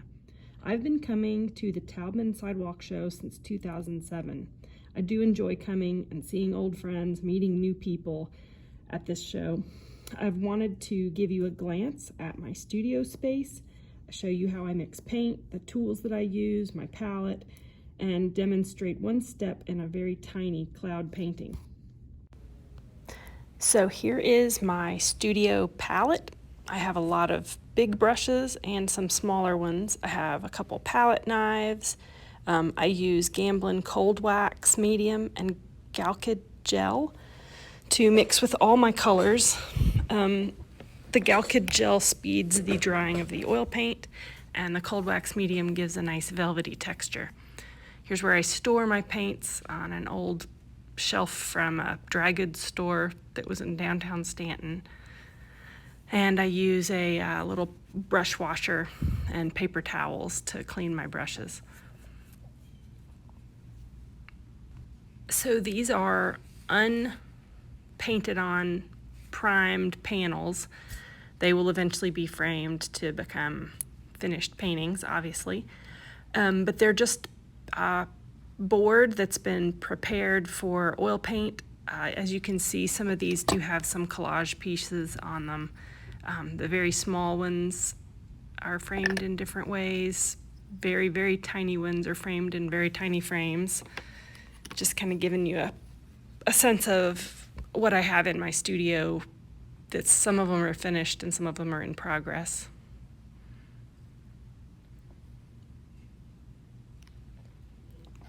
Here are more small or medium small. Anyway, they're all pretty tiny. But they, again, are on a primed panel made by Ampersand Art Company.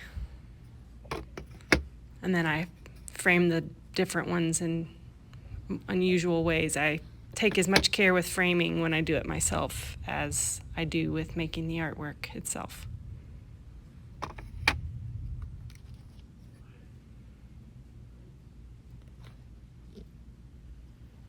So here I'm going to show you how I would mix some cold wax medium and Galkid gel into a little bit of flake white replacement paint, which is made by Gamblin. It's a nice bright white, but it does not have the toxicity that flake white traditionally has. There's the gel, the Galkid gel, and then I use a shoehorn to open the can of cold wax medium.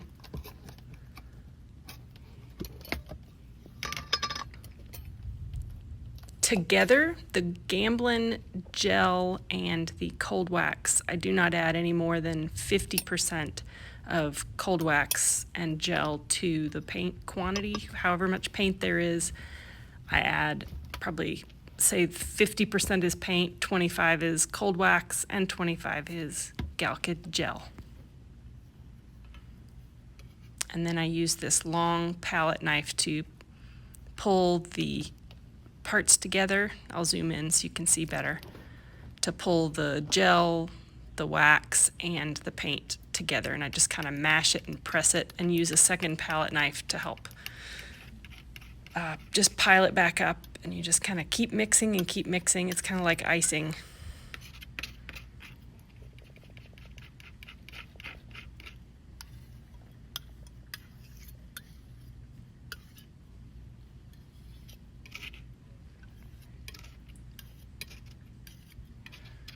And then I try and scrape and pile it back up.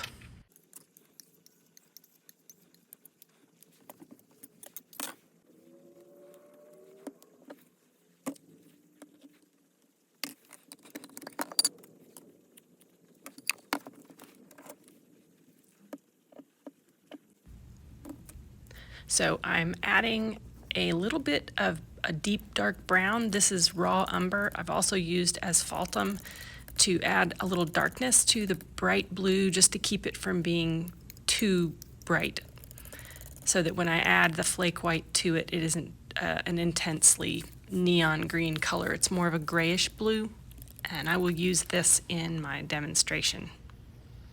So here is an unfinished panel. It has a little bit of raw umber underneath it. I'm going to use a short, bright number 14 Monarch brush, which is a synthetic mongoose bristle, and I'm going to add the darkest blue to the top where I've kind of framed out a cloud. I'm going to speed this up, but you'll see me create the form of the cloud and the shadows underneath it. I'll do some scrubbing with a paper towel to remove some paint.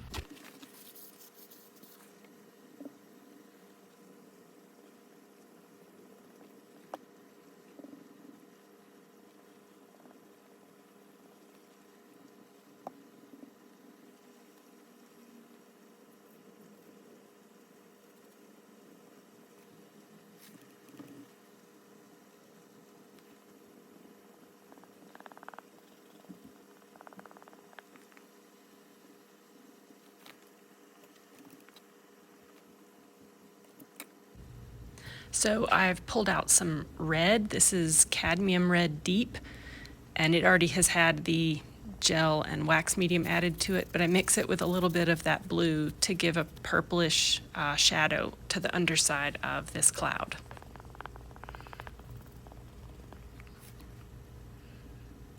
And you can see the tiny page of a little book. I believe it's a Greek Bible that was just falling apart. Gave it new life in a cloud painting. So I'm trying to brighten up the blue in the sky at this point. I apologize for the glare.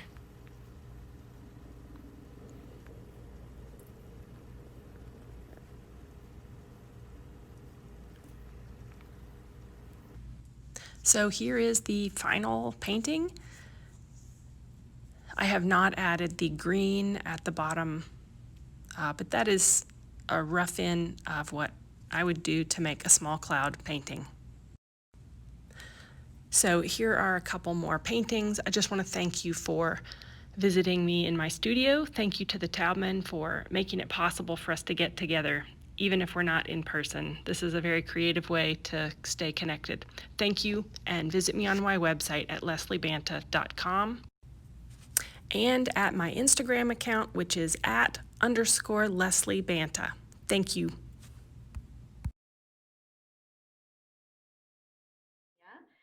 Thank you so much for joining us, Leslie, and welcome. Thank you. It's great to be here, Libba.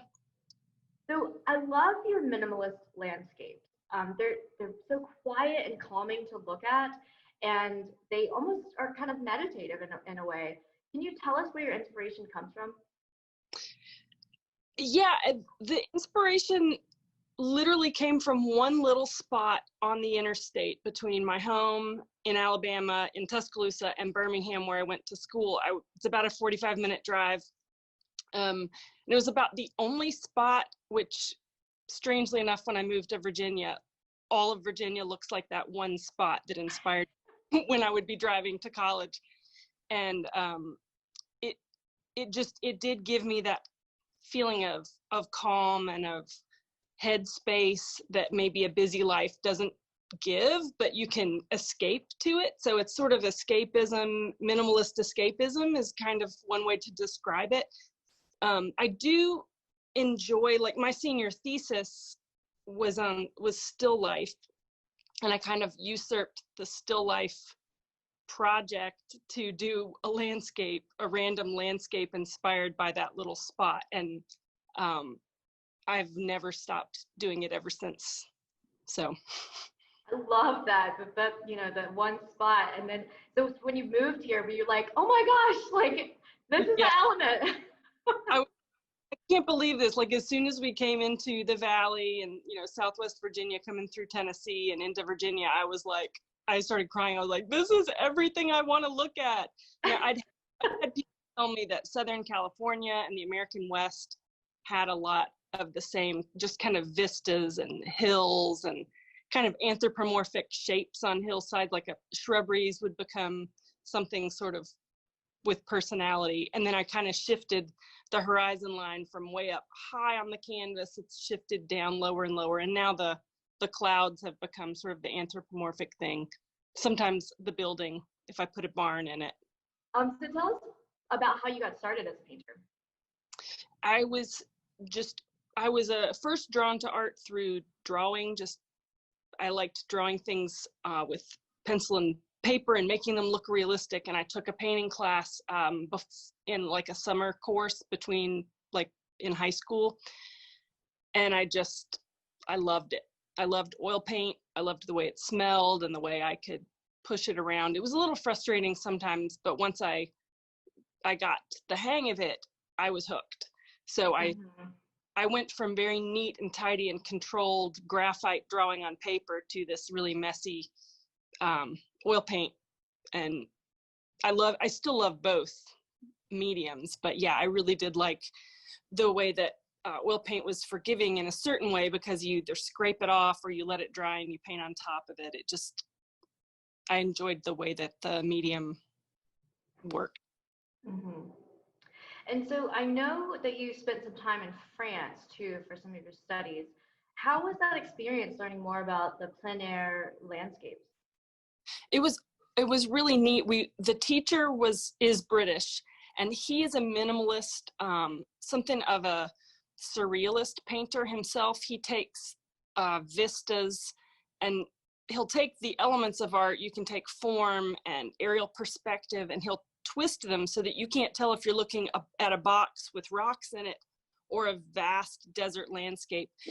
So he helped me at least change the way that I could think about landscape. And then I was also looking at some of the most phenomenally beautiful, and again, very much like the Shenandoah Valley, landscapes that are just naturally quiet. There's space between the little hilltop villages and then valleys with, the agriculture around here is hay for cows mostly, and then there it's like lavender and sunflowers, and so the colors are different in that valley. And this instructor was also making us do exercises with color, and as a British man it was color with COLOUR, and he would have us do exercises where we would change the intense blue of the sky. We would have to use a color to an equally intense color, but not blue, and represent the intensity of the sky.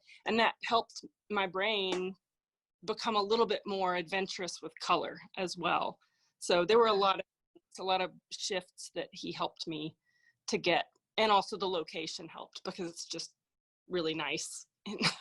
It's a nice lifestyle over there. Have you had any happy accidents in your work where you had something that you planned and it just did not go, quite right, but it ended up being like really great? Well, I can't think of any specific examples, but I feel like that happens all the time. Like you're trying to get this, this image that would be the greatest representation of the ultimate landscape moment, because I'm not painting a landscape looking to the west. I'm really painting the memory of the best, most beautiful moment. Like when people take photos of sunsets or skies, I have friends that'll send me, hey, I saw this cloud and it made me think of you, or here's another Banta landscape, and they'll see it, and it makes me encouraged that they're stopping and they're looking, because it's not representational in terms of like traditional plein air painting is, which is a beautiful art.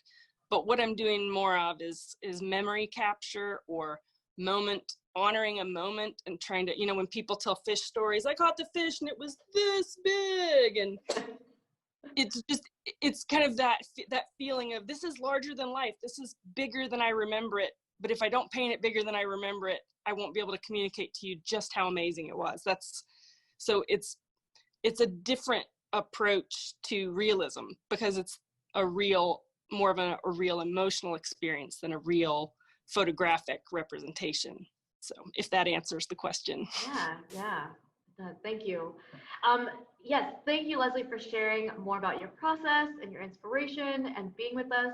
Is there anything else that you want our viewers to know about your work? Just that I always love coming to the show, and I missed being there. I know we all missed being present. Thank you for making the efforts to keep it going in a different way. Really appreciate it. Artists and I know the patrons appreciate it too, because it's a great weekend. I have fabulous memories of being there many years. Anyways, so you can browse Leslie's work on Facebook at Leslie Banta Artist, and her Instagram at _Leslie Banta, and on her website at lesliebanta.com.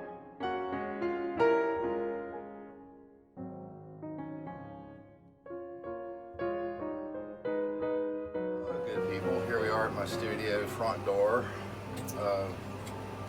The whole house needs to be painted, but I started painting my studio door. Didn't finish, of course. First of all, I'd like to thank the museum and Cindy Peterson and Liva Cooper for reaching out to us to do this virtual show. And we'll come in the studio and look at some things. As you can see, it's pretty crowded in here. Here's some of the pictures I have, and there's some hanging over there that I've been hanging for a while because not a lot of sales have been going on with this COVID thing going on.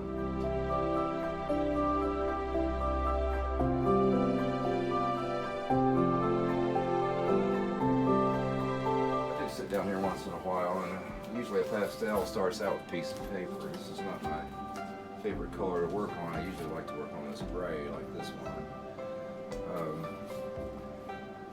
But what I'll do is go out and sketch something I see and take some photos of it, and come back and I'll sketch it out on the paper and look at my photos. And I work outside once in a while, but it's hot this time of year, and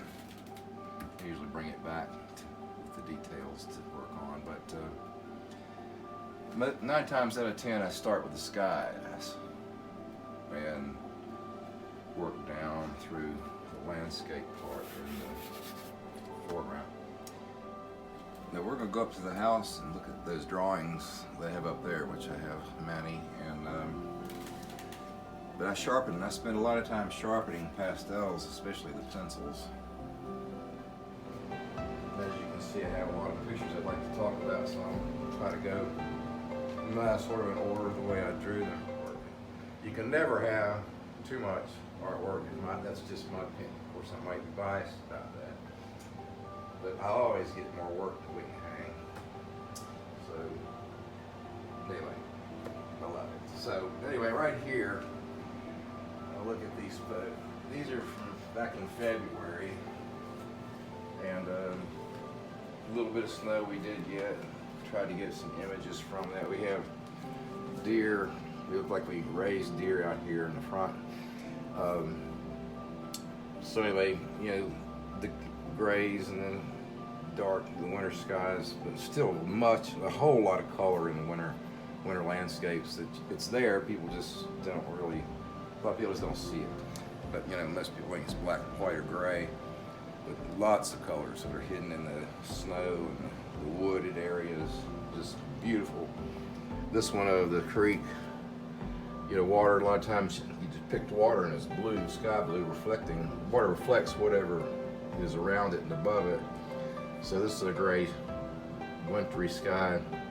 So very little blue in it, and but lots of color, different colors, little violets and yellows and things. You know, I'm not trying to make a statement. I see beautiful things. It's not hard for me to find something that I want to draw because it's everywhere, every day, everywhere I look. I like to just make beautiful pictures. I know that sounds corny maybe, but that's just me. No statements here, just nice landscapes. So anyway, we kind of come through February and then into March and April, and spring comes. And this is about as loose as I get, you know. Trying to do the little spot, not pointillism really, but more impressionistic looking in the spring. Trees come out, the greens come out, the flowering trees start blooming. Lots of color in the spring. I love the springtime. Not that I don't love the other months, but fall is my favorite, I suppose. So, and then these two, they're probably right here. These are ones that people have asked about, so I put the frame on. All these are the same size. They frame out to about, this frame size is 16 by 18. Image size is about 7 by 9. They're all small, but they're, you know, good for grouping because they're all the same size, same kind of frame, same kind of mat. All acid-free matting and archival linen tape sticks them in. So, it's like a commercial. Anyway, so I was giving people an idea of what they look like matted and framed. Here's one. I grew up on a farm. It's all old buildings, and we're losing these old buildings. Hard to see. Every day, they just fall down. The roof gets a hole, wind, the tin blows off, next thing you know, it's too bad. But I love those old buildings around. The old oak barn wood is so pretty. And we'll go over here. This one was for a book illustration.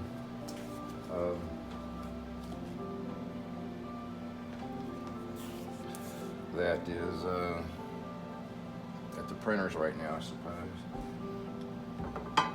It's a little bit bigger to fit the book format. These are just a couple of landscapes around here. Of course, everybody knows. I believe that's the Allegheny Mountains over there past Fincastle, and that big field that has those big Osage orange trees in it. That's where that is, on Grove Hill Road, maybe. And I can't remember where that was. It's over that way.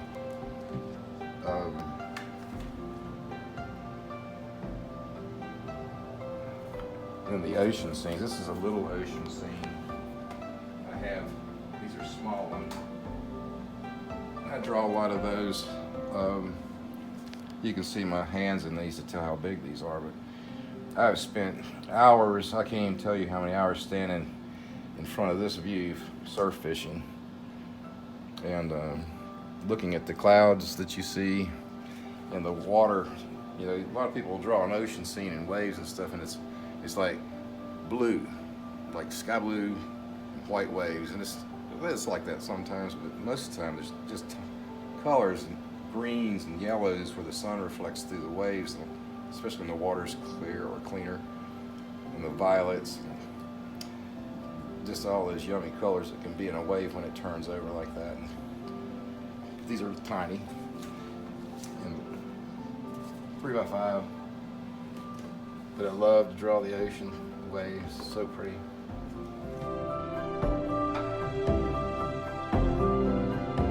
These are some of it more. You can see my hand or the ruler and see how big these are. These are economically priced pictures. And of course, that's a fish. Everybody, it's a brook trout, and I'm drawing that after another artist. I saw his illustration, and I liked it so much. I said, "Well, I'm gonna draw that. I'll keep that here for myself. It'll hang somewhere on the wall." But pastels, you don't think of pastels as being this detailed, but when you sharpen them like this, you can really, you can do it. You don't have to draw with a big stick all the time or smear all the time. Just draw and blend your colors on the paper. And this colored paper, the gray, is what I prefer to draw on. I'm gonna come over here. I can hold these up for you. There's a couple more of the waves. Like I say, I've been there many times, and when I draw a picture of waves, I know what I'm looking at. Here's a nighttime beach scene. We go to Hatteras a lot, and nighttime fishermen out there. I'm trying to catch that last wave there. The tide's coming in or something like that. Now, let's see. My wife broke her antique vase the other day. I tried to glue that back together for her. And the reason I did that is so I could draw it for her, which I usually don't do, but something like this. Because she can't keep, she can keep it, but it's broken. So I got this for her memory. It's her grandmother's. So anyway, that's that. One thing you should remember to do, give this advice to people that are married to artists or living with artists. You should probably not fall asleep while the artist is still awake, but you never know what might happen. And that's about all I've got to say about this. We'll be putting some pictures online for you to look at on the Taubman's website. So I appreciate your time. So have a good afternoon, and we'll talk to you later.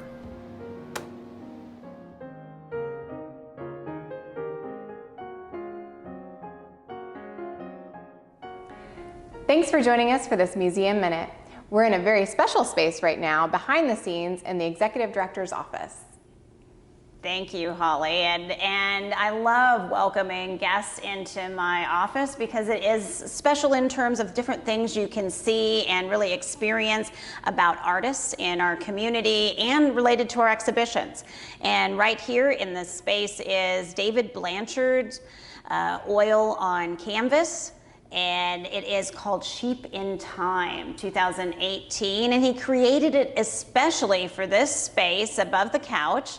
And really, he was one of our Best in Show winners at the Sidewalk Art Show, so that connection to be able to highlight our local, regional, and national artists that have participated over the 62 years of Sidewalk Art Show.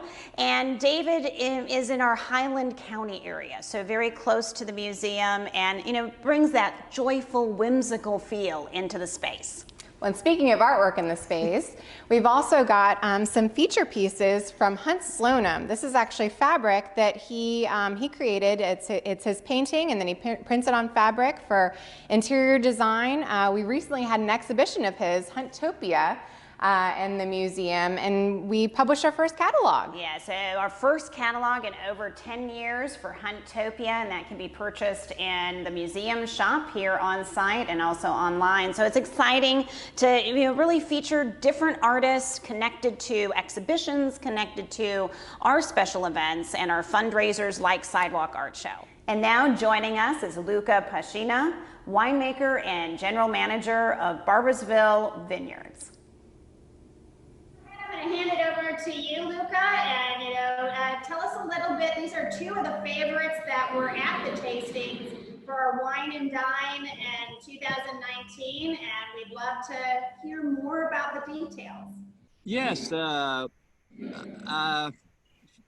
the tasting tonight, I thought of sharing with all of the people that are watching two particular wines that are the result of several decades of experimentation in the vineyards.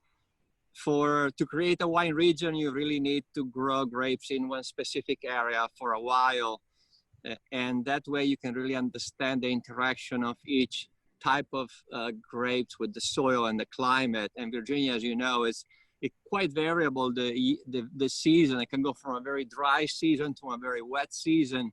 So our goal, it has been for decades to find which variety gives us the most consistency in between the shift of vintages.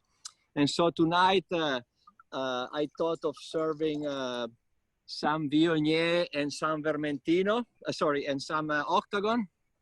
I chose a white and a red. Viognier is a grape that we have been growing since 1994, and therefore it gave us quite a bit of opportunity to understand it. And keep in mind, we only have one occasion to understand the wine per season. So through all the cycles we have of the season and the years, we only have one opportunity. And so the whole cycle of growing, it's very long. You start from the pruning to then the new growth comes into place, and then we have to train all the shoots into the trellis system, and then tend them and protect them from the frost, from the drought, from the excess of rain. So there is a lot that goes into a bottle of wine. So whenever I share it, I like to tell people about it so they have a better appreciation of a craft that is very unique. It's a lot of farming. It's some winemaking, of course, as well. It's some creativity, some intuition, but overall, it takes passion and the other things I mentioned earlier to really make it happen. So here it truly is a wine that it encapsulates all the story of the place, of this land, of this environment, and the people behind it. Viognier in Virginia, it's a wine that has become very popular. There are almost 200 growers in the whole state. We chose to make a style of Viognier, which is fermented in a stainless steel container. Is not aged in wood at all. And the peculiarity of Viognier is that it's a variety that tends to, as a grape, it tends to make grapes that become very, very sweet very easily. And if you are not careful, it can easily produce wine that push 14–15% of alcohol, which result in a very rich, opulent wine and with a lot of intense tropical flavors. I, on purpose, decided way back to pick earlier when the grapes are not as sweet. The wine will result a little bit lower in alcohol, and the aromatic profile is really shifting from this intense tropical flavor like mango and papaya and also peaches. It shifts by picking earlier in a combination of some floral characteristics, some citrus, and then a little bit of tropical fruit like mango. Also, at that point, the wine is less alcoholic and is more refreshing.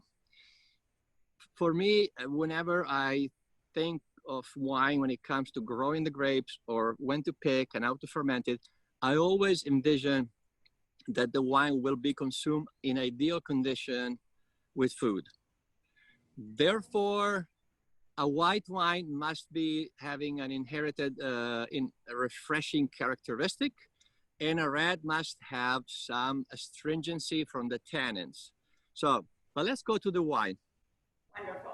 So, the aromatics are, as I said, they're floral. There's some citrus characteristics, and there is some of the apricot and peach.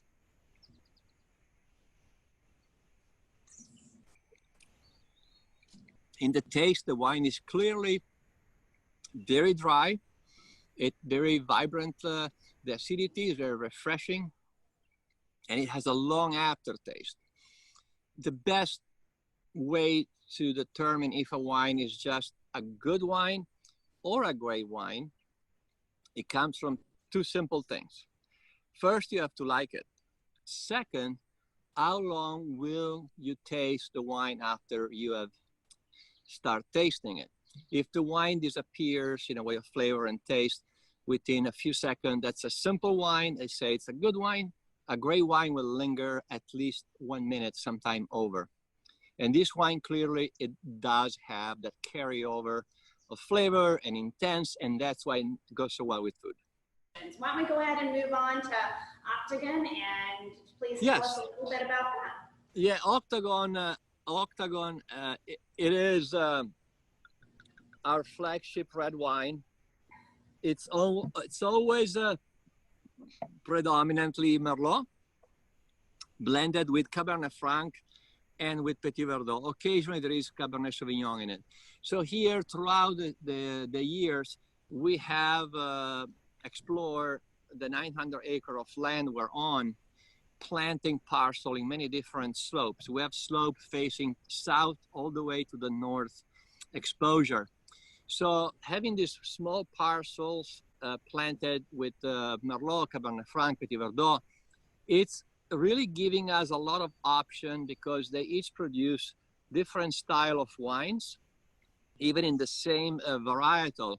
So for Octagon, only if we have a great season, we produce this wine. And it's always a blend that we achieve by simulating blends and numbering them. And then as they're numbered, we leave the room, myself, my assistant winemaker, and my vineyard manager, and we retaste the wine without knowing what the blends are composed of. And therefore, our goal is to make the best wine we can from what is given from the land and what is given from the barrel after the aging. So in this wine, definitely our style is clearly old world French Bordeaux winemaking in the vineyard technique, in the winemaking techniques, and actually we have adopted grape growing techniques that were very popular in the early 1900s, and we're resurrecting this ancient method of pruning, and is being very successful. So the wine, very classic. Here you have a very intense aromatics of red fruit, of spice. As the Octagon ages, it has more aromatics that go into mushrooms and forest floor and cedar and cigar. I mean, it's just a very classic old world red wine. It is indeed our most awarded wine throughout the decades, and being recognized just in the US, but also in Europe as a classic example of this category. The wine is very structured, very intense, aggressive when it's younger. It becomes a bit softer as it ages, but the best time to drink it is when it's at least 4 or 5 years of age. And we're still drinking wine from the late 90s in Octagon, and they're superb, and they show the capability of aging over 20 years. So it's really a wine that put us on the map. And I'm gonna have a sip. Wonderful.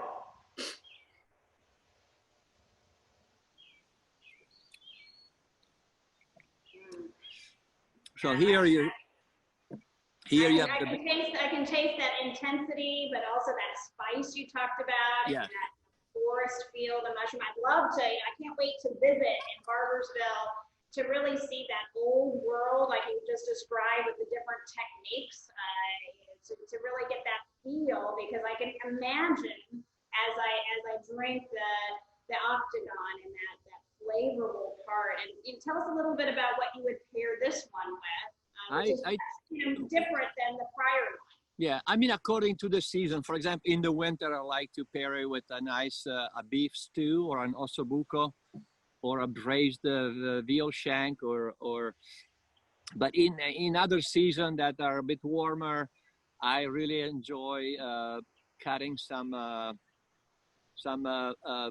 lamb chops and just drizzle them with a little bit of oil and some spices that you prefer. Spices meaning some fresh herbs like, thyme, could be rosemary, and just cut them in single chops. And the way they cook in 2 minutes on its side, very high heat, and they have nice fat to carry together with the astringency of the wine. And to me, that's a very simple and very anybody can prepare that dish, and it's just probably one of the best way to enjoy octagon. Well, and that sounds lovely on a Sunday evening, even to pick the herbs from the garden, and as you described, sprinkling it on the lamb chops and enjoying it with octagon. And for another day, of course, with the lighter side, with our fire wine. So thank you, Luca, for joining us today for our Museum Minutes at the Taubman Museum of Art. And we look forward to visiting Barboursville Vineyards. It was a pleasure to have Barboursville Vineyards joining us for Museum Minutes. And now back to our Sidewalk Art Show artists that are listed on your screen. So stay tuned to meet these artists.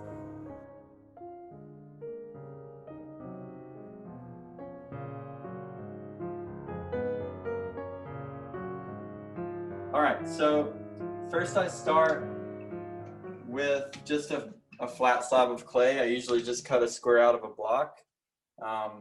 When I have a bigger studio setting, I'll use a slab roller to create these slabs. But when I'm kind of in mobile settings, I'll just buy a block of clay and then slice off these nice squares to create these flat slabs. I'll just use a rolling pin to get it to the proper thickness. Just want it to be nice and thin where it's a light functional plate, but thick enough to where the plant parts don't poke through the back of the clay. There's some plants that I use that are very thick, so I try to keep it thick enough where it'll hold thick stems like ferns and Queen Anne's lace and thicker flowers like that. But thin enough to where it feels good to hold and use as an actual plate if people chose to use it as a functional piece. These pieces are very fun because they can be decorative or functional, and can kind of go back and forth between those two. So I just it's a simple starting process. I just take a round mixing bowl and take a needle tool and gently just cut a nice circular shape.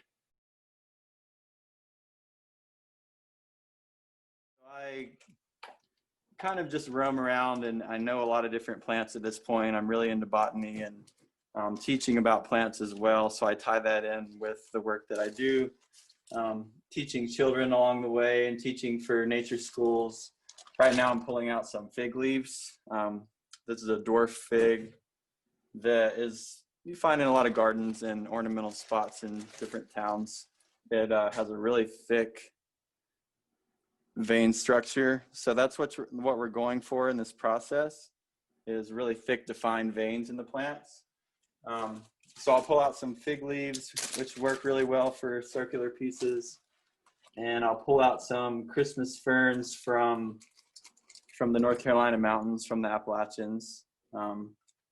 These ferns grow all the way from Georgia up to Northern Virginia, all the way up the Appalachian region. They're prevalent in a lot of different forests that you see in Virginia and North Carolina. So it's ideal if all the plants are as fresh as possible.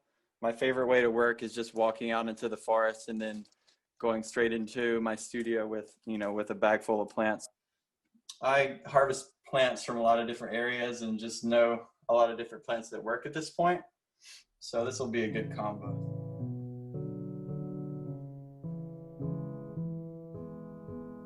And then I just kind of work with angles and symmetry and whatever just comes in the flow. I'll usually put on some nice music and just get into kind of a flow state. And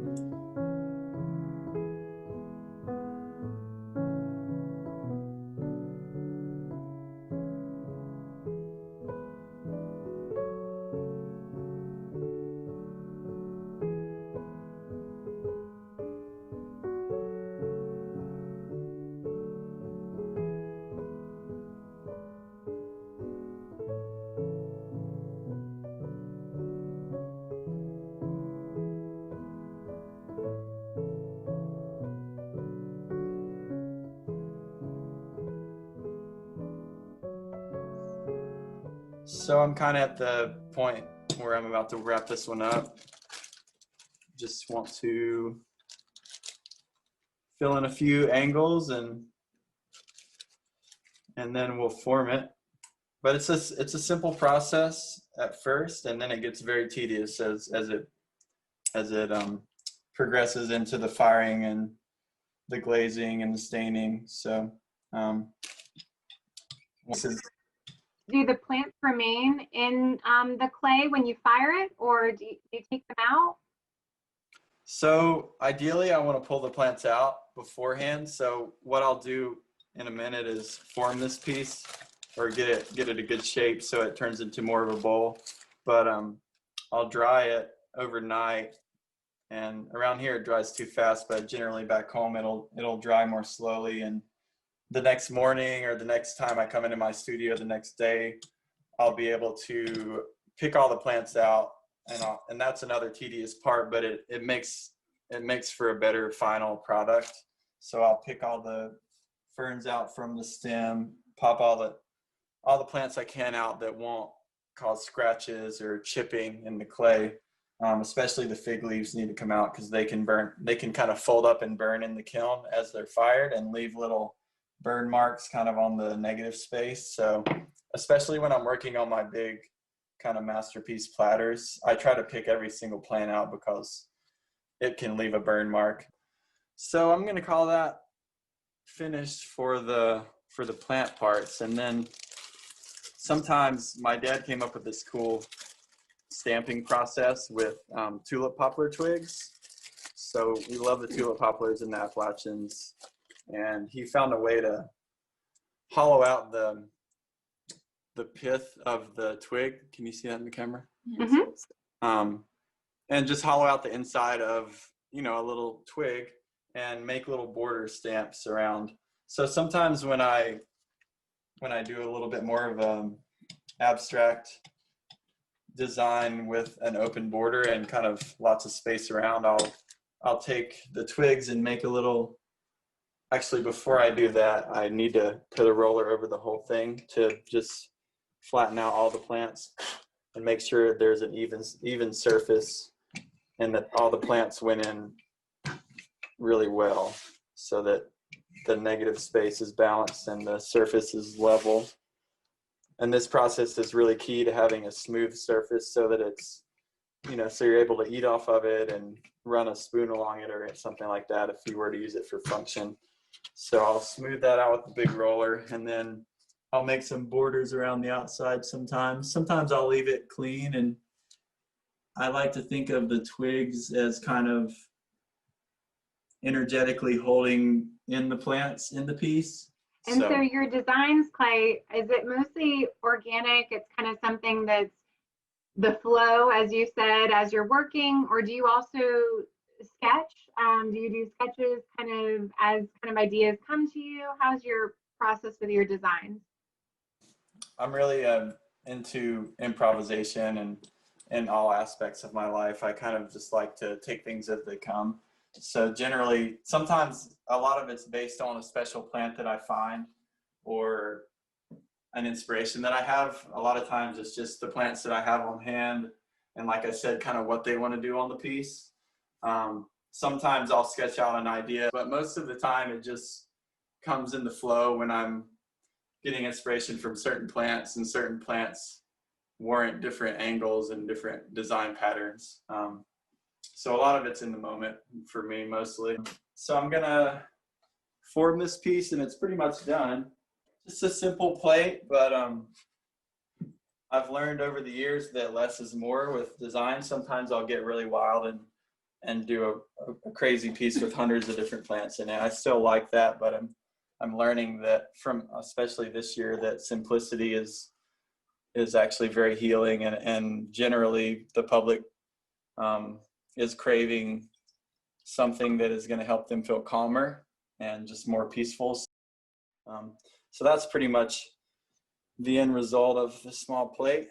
So it's just shaped and formed, and then basically the next day I'll just wait till it's dry enough to where I can turn it upside down and it'll fall down into my hand, and then I'll flatten out the bottom and fire it at a bisque temperature around 1700 degrees, and then I'll take it all out of the kiln, let it cool, sand it really well, and then the magical mixture that creates this art, I'll show you a final piece. So here's a finished piece now, the actual after process. That's lovely. So this is the fig leaf kind of before and after. So I've always really wanted to be able to retain the colors, but it's just not meant to be with this art. So I've accepted that the color comes in other ways. But this is an oxide that's inside the leaf. So it's a black and red oxide mix.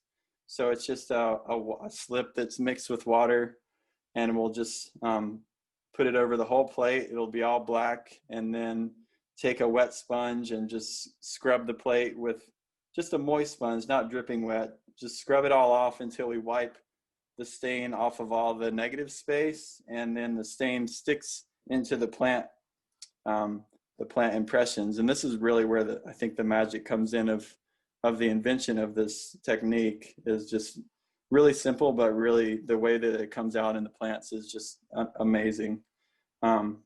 So then we'll fire it again once it's all cleaned off at a glazed temperature around 2200, usually a cone 6. And then it's finished, and it's food safe, dishwasher safe, and tough and durable, and good to go. So that's from start to finish, basically. Well, thanks so much for sharing with us, Clay. And for our viewers that enjoyed, they can get a piece of their own. Website is treeoflifepotters.com. We're going to put all of the links to both the website, Facebook, in the comments section.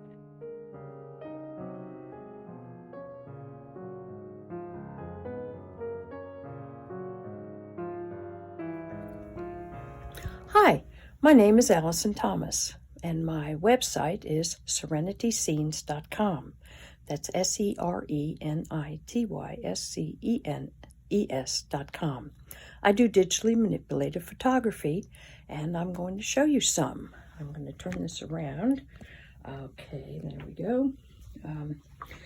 This is my studio. You can see I got some ribbons.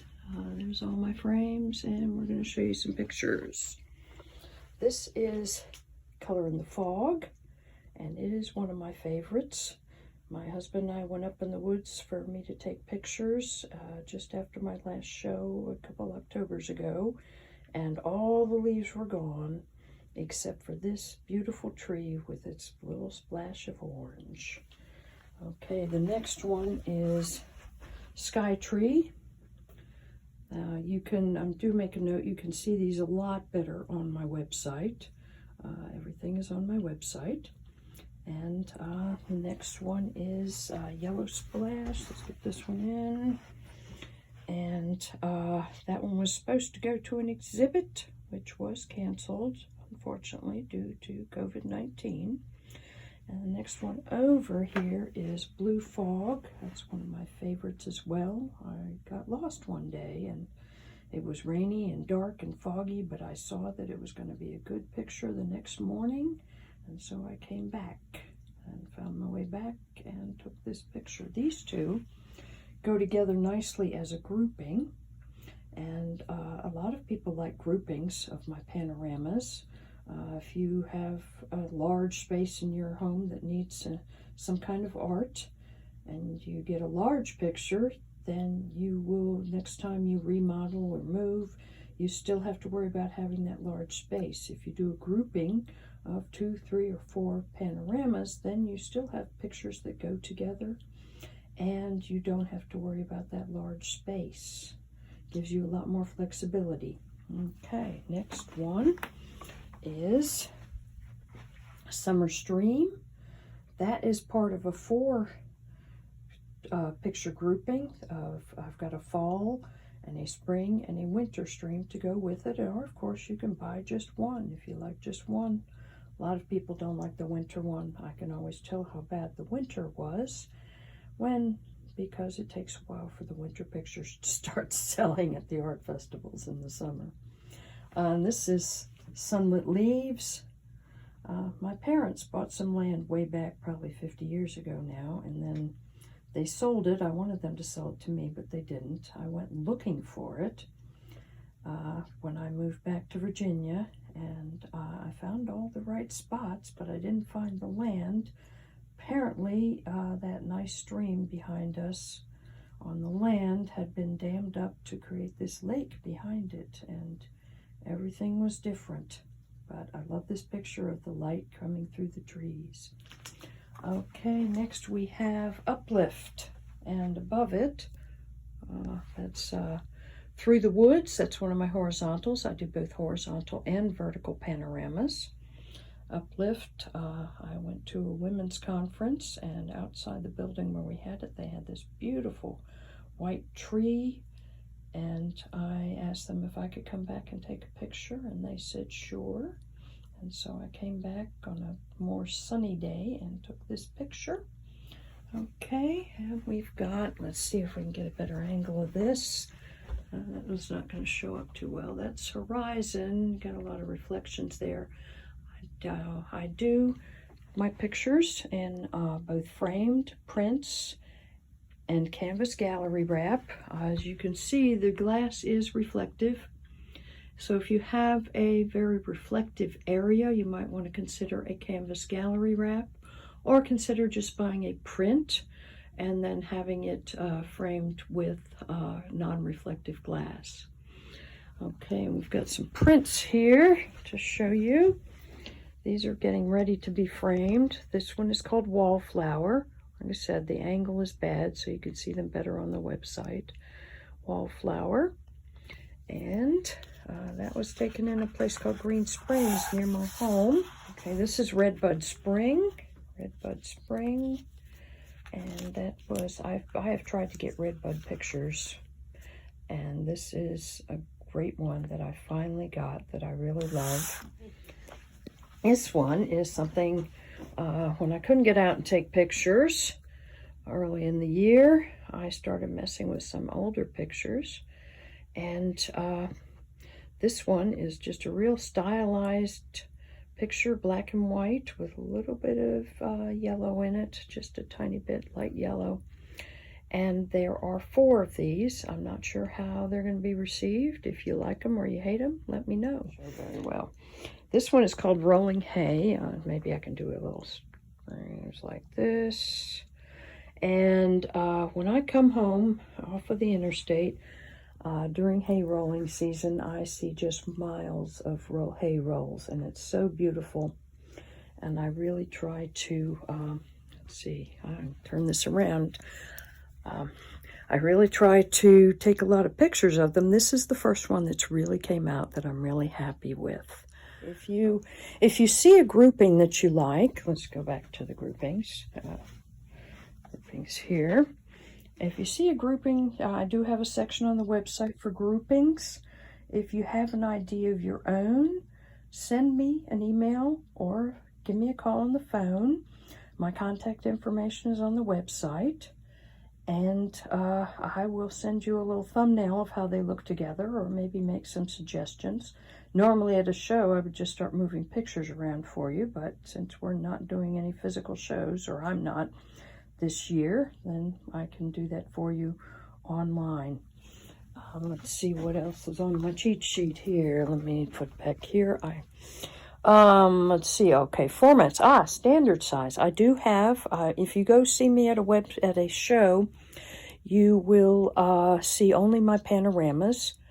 because that's basically what I show. And but I do have on my website a large selection of standard size images and you can get them from 8 by 12 to 20 by 30. And they come in prints and canvas gallery wraps. And let's see. And if you join my email list off my website, it gives you free shipping up to $50. So I welcome you to join.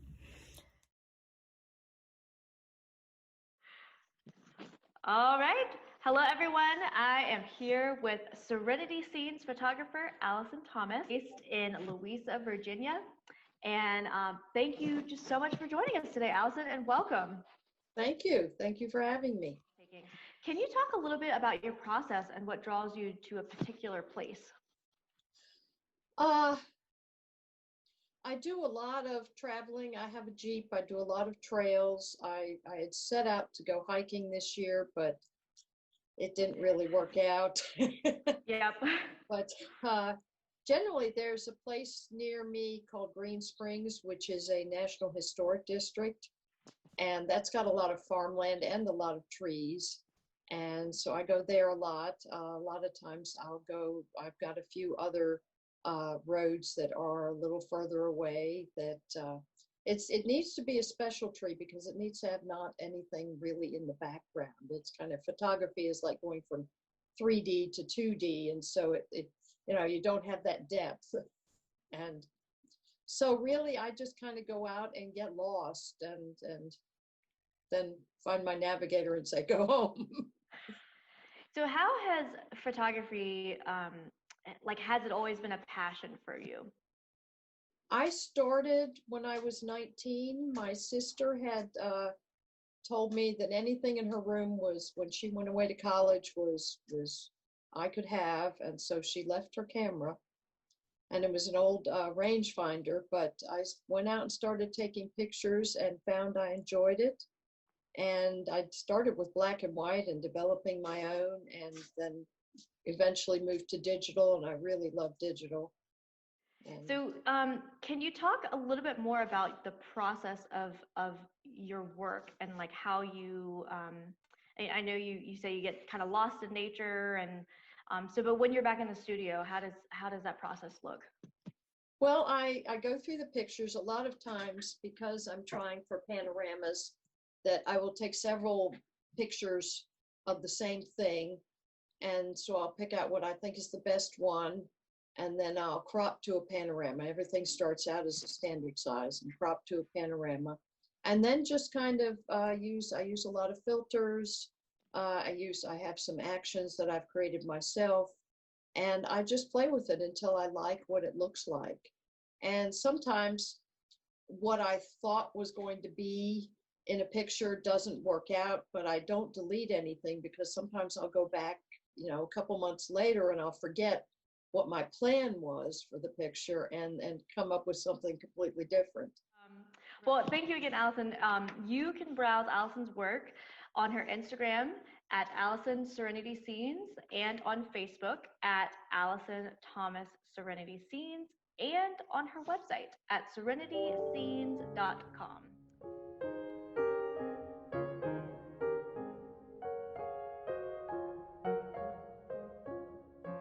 So in your work, you're able to capture such incredible detail with the animals and the landscapes you paint. So share a little bit with us about your process and where your inspiration comes from. Well, I spent most of my youth in the woods hunting and fishing, and it's always been a passion of mine. And I sort of turned that in over the years to the drawing and painting. As far as the techniques of those things, it's kind of been, although I did go to college and have a degree in painting, a lot of it has been trial and error. I've sort of combined a number of traditional watercolor effects with some rather untraditional ones. I do tend to use a lot more paint, and I do tend to spend a lot more time on individual pieces. So it allows me to make things a little more vibrant, and as you had said earlier, I can I can put a lot more into it than, say, what traditional watercolor would look like. Right. Yeah, absolutely. So from that, would you say that your subject matter has changed? Has that evolved at all? It has. I've always had that wildlife interest. I've also been very interested in architecture, especially old architecture, old buildings, old boats, things handmade, if you would, and they sort of have pushed me into a direction where landscape and seascape are more the predominant part of the artwork, and wildlife in some cases has become secondary, but I always try to find a way to put it in there. Yeah, and so do you find yourself like working in different mediums? I mean, are you like, do you find yourself building anything? I mean, I know that you actually have some pieces that have 3D components to them. Are you building structure? Well, and that's kind of an interesting thing. I've always been a watercolorist. I've always liked the way watercolor has worked, and just like anything else, I've tried to continue to change and grow with my artwork and keep it interesting, if you will. So 3 or 4 years ago, I started doing some work on interesting pieces of wood that I had found, and in order to work on them, I had to paint in acrylic. So I actually started using acrylic, and I've now combined that into kind of a sculptural part where I'm actually cutting some of these things out and making them look even more three-dimensional than, say, a traditional painting would be. And it has changed a little bit of the path that I've taken, and has also added acrylic to the mediums that I use, though I still use acrylic very much like watercolor. Yeah, that's really fascinating. Yeah, we're just looking through these images, and just like that 3D aspect that you have on some of the bird pieces is just really stunning. And it's kind of it's a way to try to have something that's unique, something that people wouldn't have seen on a regular basis, and always trying to have something to draw attention, especially when you're doing the outdoor shows and people are coming to see you and have never seen your work before.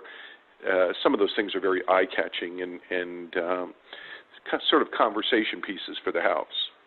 Yes, absolutely. So if I understand correctly, you have a few pieces of your artwork that are on postage stamps. So I'd love to hear more about this. Yeah, I was fortunate enough to win the Virginia State Duck Stamp 3 different times, the last one being, I believe, in 2016. And that was actually the first year that contest became a national contest. Prior to that, it was open only to artists in the state.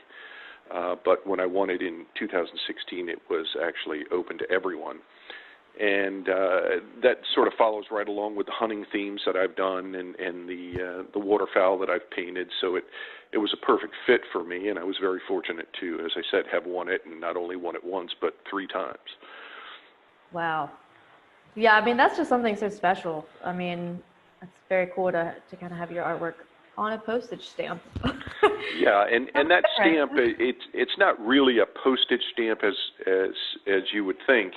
That stamp is actually designed for waterfowl hunters, and it is actually a requirement in the state for all waterfowl hunters to purchase that stamp, and they purchase it each year.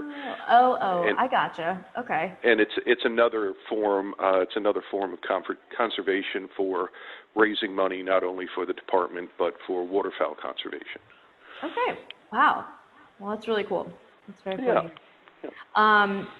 So, John, thank you so much. You know, we really appreciate you hopping on and chatting with us today about more of your work. But I wanted to let everyone know that you can contact John through his email at johnoart at comcast.net. Again, that's John O.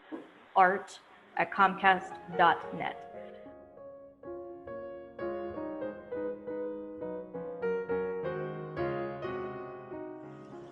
Thanks for joining me for this Museum Minute. I'm in the museum sculpture garden at the intersection of Market and Norfolk Avenue around the back side of the building. Works entitled 1 and 2 behind me are by sculptor Bill Barrett and were gifted to the museum's permanent collection in 2014 by Brenner Holdings.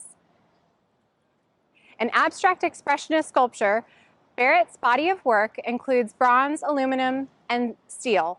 And as you can see, he is known for his composition and experimentation with balance, tension, and geometry. Since the mid-60s, Barrett's exhibited his work both solo and in group shows internationally and is in the permanent collections of fine art museums across the United States and Asia and Europe. For over 40 years, Barrett was a prominent artist in New York and established a second residence in 1988 in Santa Fe, New Mexico. He now divides his time between the two spaces and he continuously works from both studios. At the opening of this exhibition in 2016, he shared that he keeps an active inventory of all of his works and the ownership that transitions between them. And while he's traveling between his two studios, he actually breaks in pit stops so he can come and see his works and check in on them and see how they've aged. Joining me for our tasting segment is James Frazier, brewmaster for Beals Beer in Bedford, Virginia. Hi, I'm James. I'm here today to talk about the different offerings from Beals. Beer is a lot like art. You know, it takes a lot of thought, process. There's a conception period, and there's a finish period. And then you let the public try the beer. What's really cool about it is each individual tastes and sees the beer different, just like art. So today we're pouring our Beals Gold. It's our flagship Helles lager, and it's 4.8% alcohol. By flagship meaning that we make this beer, this is the beer we make all the time. It's smooth, it's crisp, it's slightly malty, it's delicious, and you know, it's a really great beer for us. It kind of follows our brand, the whole Beals treasure hunter aspect of it all, and it's great beer. Yeah, this is a good day drinking beer. I love this. Oh yeah, yeah.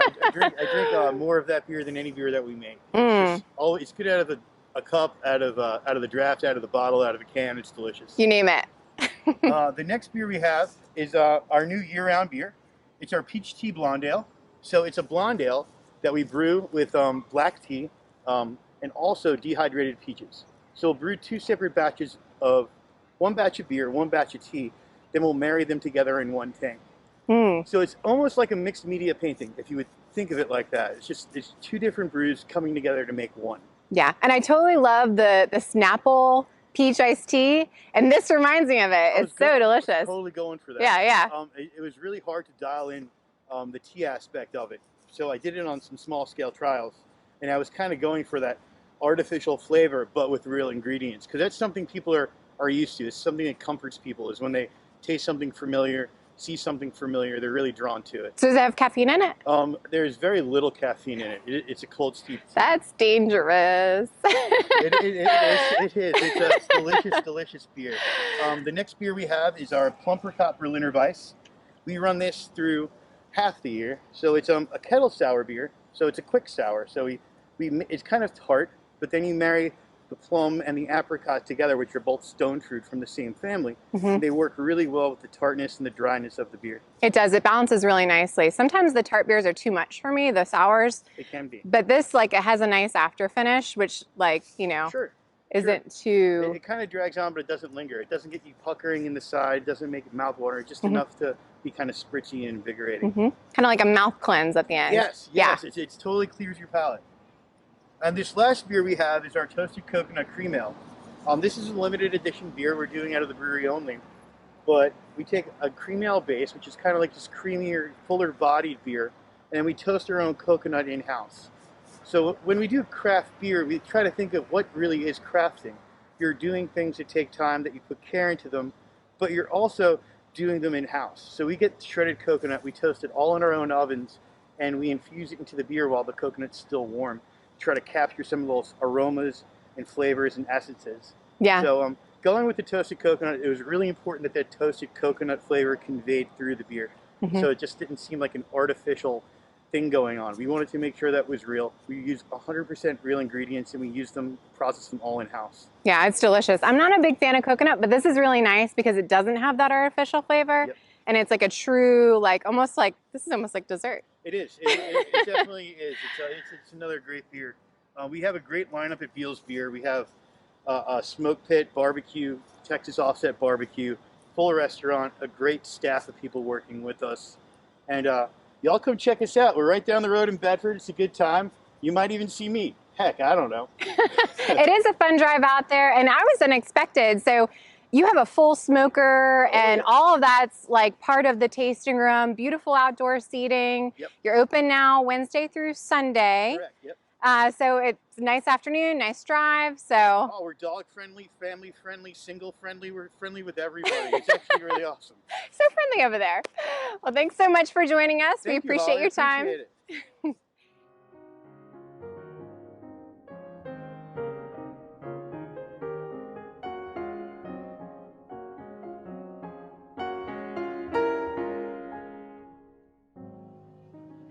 All right, and joining us for this segment is Brenda Gordon and Magnus Sebastian of Magnus and Gordon Gallery. Thanks so much for joining us today. Oh, thank you, Nice to be Holly. here. Well, we're so excited. We have a great treat for you all. We're actually going to have a little bit of a tour of the gallery, and then we'll do a little Q&A with Brenda and Magnus. So let's go ahead and have that tour.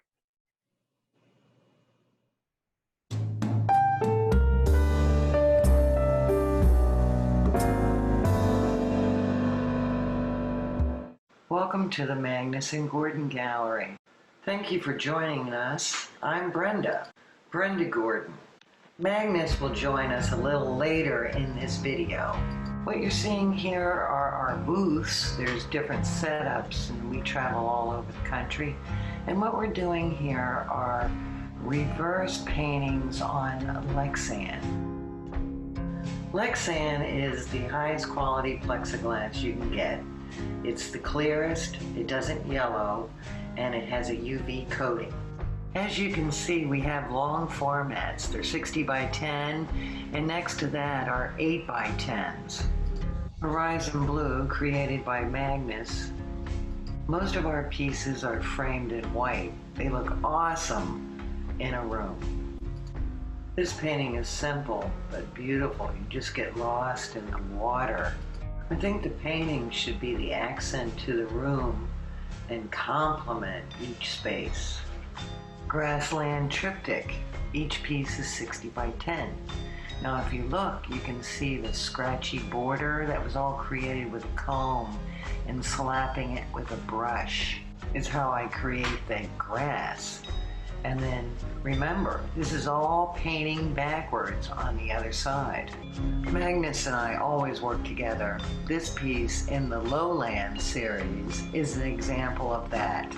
The water is reverse painting, and the grass and the trees and the sky are painted on the front side. So here we changed it up and did a combination of a reverse painting, the water being on the back side, so it even looks like glossy water, and then the grass and the sky and the trees are painted on the front side. And now Magnus. This is another piece in the Lowland series, measuring 40 by 60 inches, and it captures the early morning light on a drive through southern Georgia on our way home to sunny Florida. We also have a moon phase series that we've been working on in a 10 by 60 format. They're very striking and again professionally framed in white. And here in the gallery we also see a few of the sculptural pieces that I've created. The Magnus and Gordon Gallery is located in beautiful downtown Delray Beach in Florida. We have over 1,200 square feet of working space and exhibiting space. I've always loved shadows, and so I came up with the Power of One series. And it's all about color and texture, and to give the illusion that these color dots are floating. Just look at the texture in the background and see the shadows. I have the light source set up at around 1 or 2 o'clock. And also what I did was I paid close attention to color mixing. I wanted to have the color before it in the next color and so on. So I have what I call temperature black, cool blacks to warm blacks, hot reds to cool reds. We can match any color, and we are delighted to take commissions. You know, use the fabric or whatever colors you may choose to create your Power of One series. This is called Neutral, and I used iridescent paint in each color. You can see the thickness of the paint, which adds to the three-dimensional quality of this painting. The Power of One series. One can make a difference. I started a series of tulips in the long format. They can be mixed and matched. I have some yellow tulips here, and then in this picture you can see the pink and yellow tulips. It's wonderful for those odd walls in a home. We'd like to thank you for joining us today. We hope we'll be at the show next year and we can meet in person. And in the meanwhile, take care, and if you're ever in Florida, please come by our gallery in Delray Beach. So how fun. It was so much fun seeing what you would have brought to the Sidewalk Art Show this year, which would have been your first year presenting, but luckily we can still show your work virtually, so thank you so much for sharing. One of the fun things that I learned in our conversation is really truly the collaborative nature of your relationship. So not only are you, partners in life, but in business, but also you collaborate on your artwork. Can you share a little bit about how that process works? Oh yes, well, for our reverse paintings is Magnus will do the water and I'll do the land, and many paintings we combine into one painting, like the one I had mentioned where the water was painted on the back side, and then he would do that and lay out the sky, and then I did the grass and the trees in that particular painting. But there's many other things that, come together as we work together. He's very mechanical and very creative in a different way than I am. So kind of like the yin and the yang, right? Yeah. Yes. Yeah. And so you also work in quite a few different media in addition to what we saw with the painting. So you have some sculpture work and felting. So share a little bit about that. Okay. Well, we started doing felting about 2.5, 3 years ago or so, just because we had seen a video on YouTube and we're fascinated by the way the felting process goes. And if you're not familiar with that very much, it's just real wool, of various different colors, and you take a very sharp needle and you sculpt what you're working on into the form of a bird, or in this case, a mole. This is a fun little piece where a robin is having a tug of war with a mole over a worm. And that's all made out of wool. That's great. And I love how it breaks the boundaries of the frame. So it really feels engaging and you're actually interacting with this robin that is trying to get his lunch. Right. Yeah, it'll hang right on the wall. Or it can sit on a tabletop or a mantle or something. And the peacock behind you is also felted, is that correct? Yes, that's all. That was my first peacock. I saw one in New York City, a real stuffed one. And then when I started felting, I thought, I'll do a peacock. And I finally got around to it now, working at home all the time, because, of all this staying at home stuff. Can you see that? Mm-hmm. So. And then See you that? work in bronze. Is that bronze as well? The sculpture that's behind you all? Well, it actually is finished to look like bronze. It's actually a mannequin, an antique mannequin, sorry, that I cut in half and applied a hand-laid copper leaf finish to, and applied various chemicals to give it a true patina. And you'll also see a little felted bird up there on the shoulder. That's one of the things we've been incorporating into a lot of these sculptures to add a little life and a little softness to it. And Brenda created that fantastic little partridge that's whispering in its ear.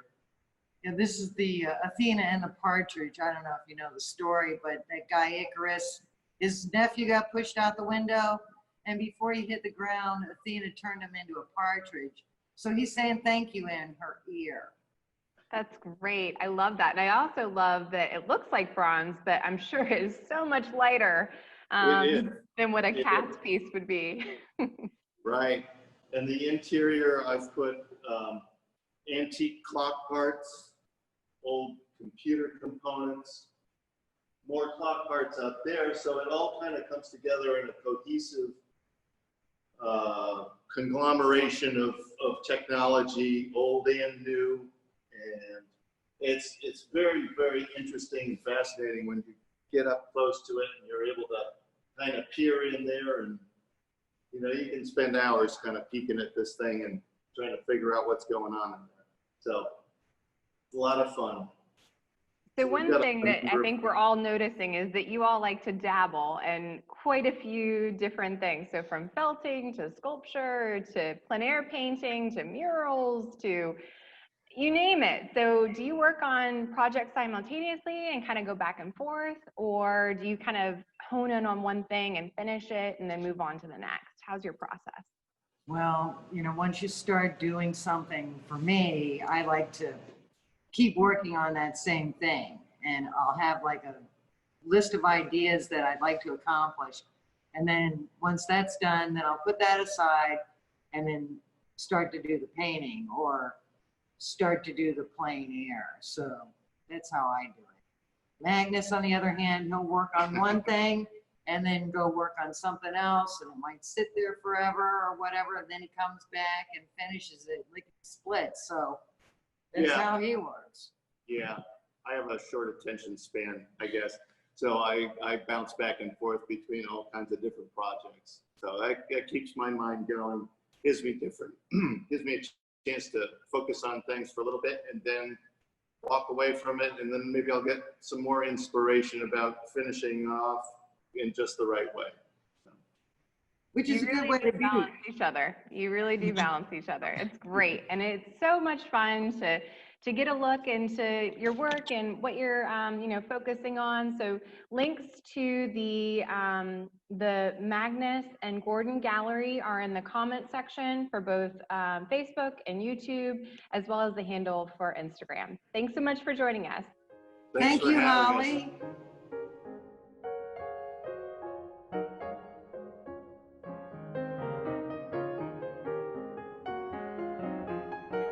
Glass worker, and I'm going to make you a plate today. These are cobalt blue threads I pulled a little earlier. Blue glass, you heat it up and basically pull a thread.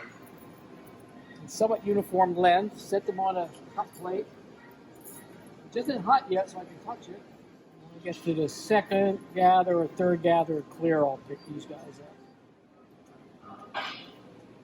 Hot painting glass over 2,000 degrees.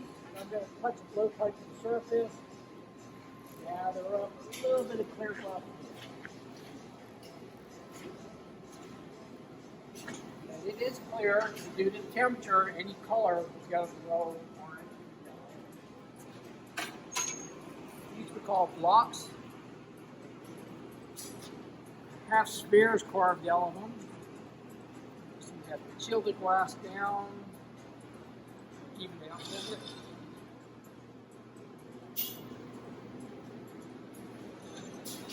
There we go, got a bubble. Next gather, I'll pick up this cobalt blue thread, which are preheated right now.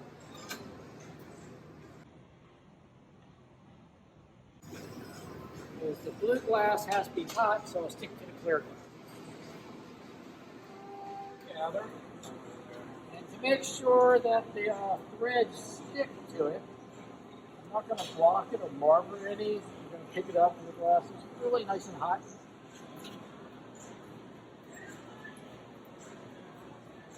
And there we go. Now I'll take the marble.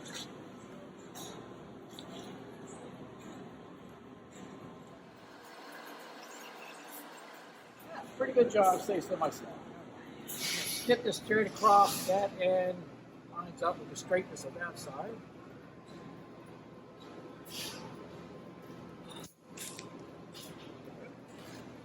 Now I'm just going to do some reheats and shape it and gather over it. So I've gathered over the threads. The reason I gather over is because if I put clear glass between the threads and I start following it, they'll touch each other. I want a little bit of space between them.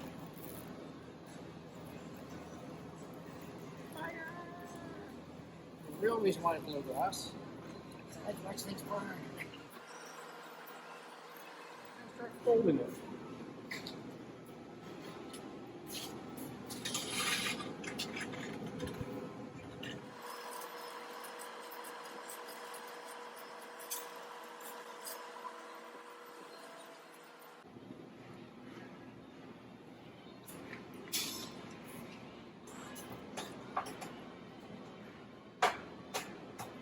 I'll repeat this process a couple of times.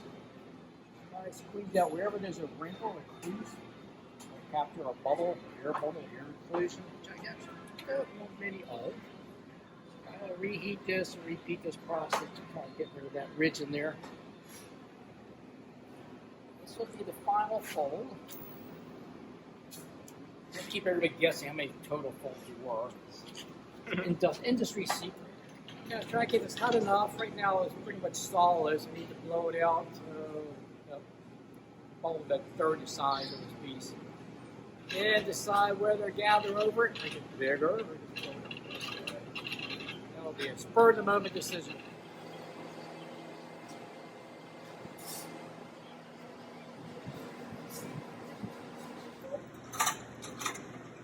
Nice and even. Alright, good. Now it's not a hard, but basically slowly building up pressure in it. You blow really hard, get a lot of pressure one time, whatever's the weakest, and then it's hottest spot, whatever will blow out more, get lopsided. And being this is a ball or a plate, I'm going to keep it. I think it will gather over it.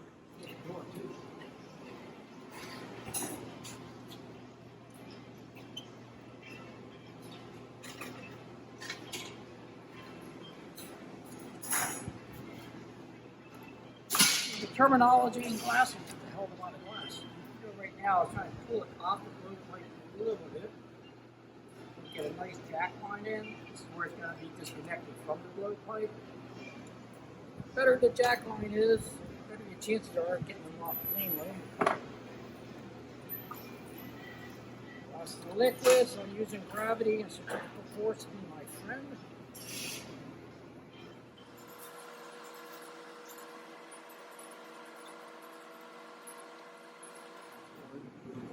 It gets really boring. See, let me heat, you see them all. Final shaping before I put the honey on. Get the bottom prepared. Size I want the foot to be. Slate limitation. I'll heat it one more time, mark it, then transfer.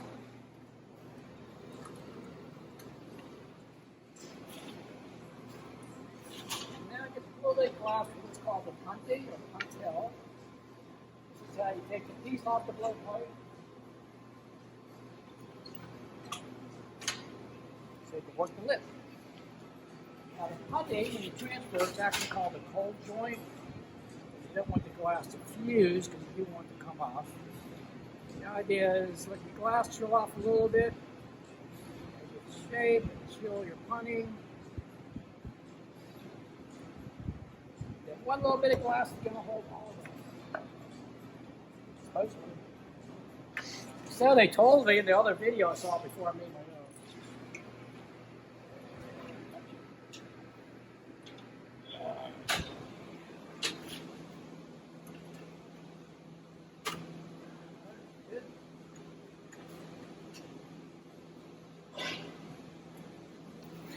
Thinner, I would use jacks, but since this lip is really thick, I'm going to thin it out. And it just doesn't come out with some jacks.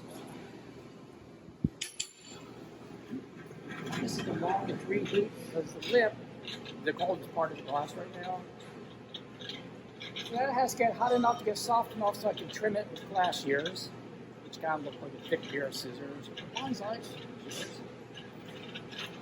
And not let the bomb get hot. It looks nice from this angle. I have to hang it upside down.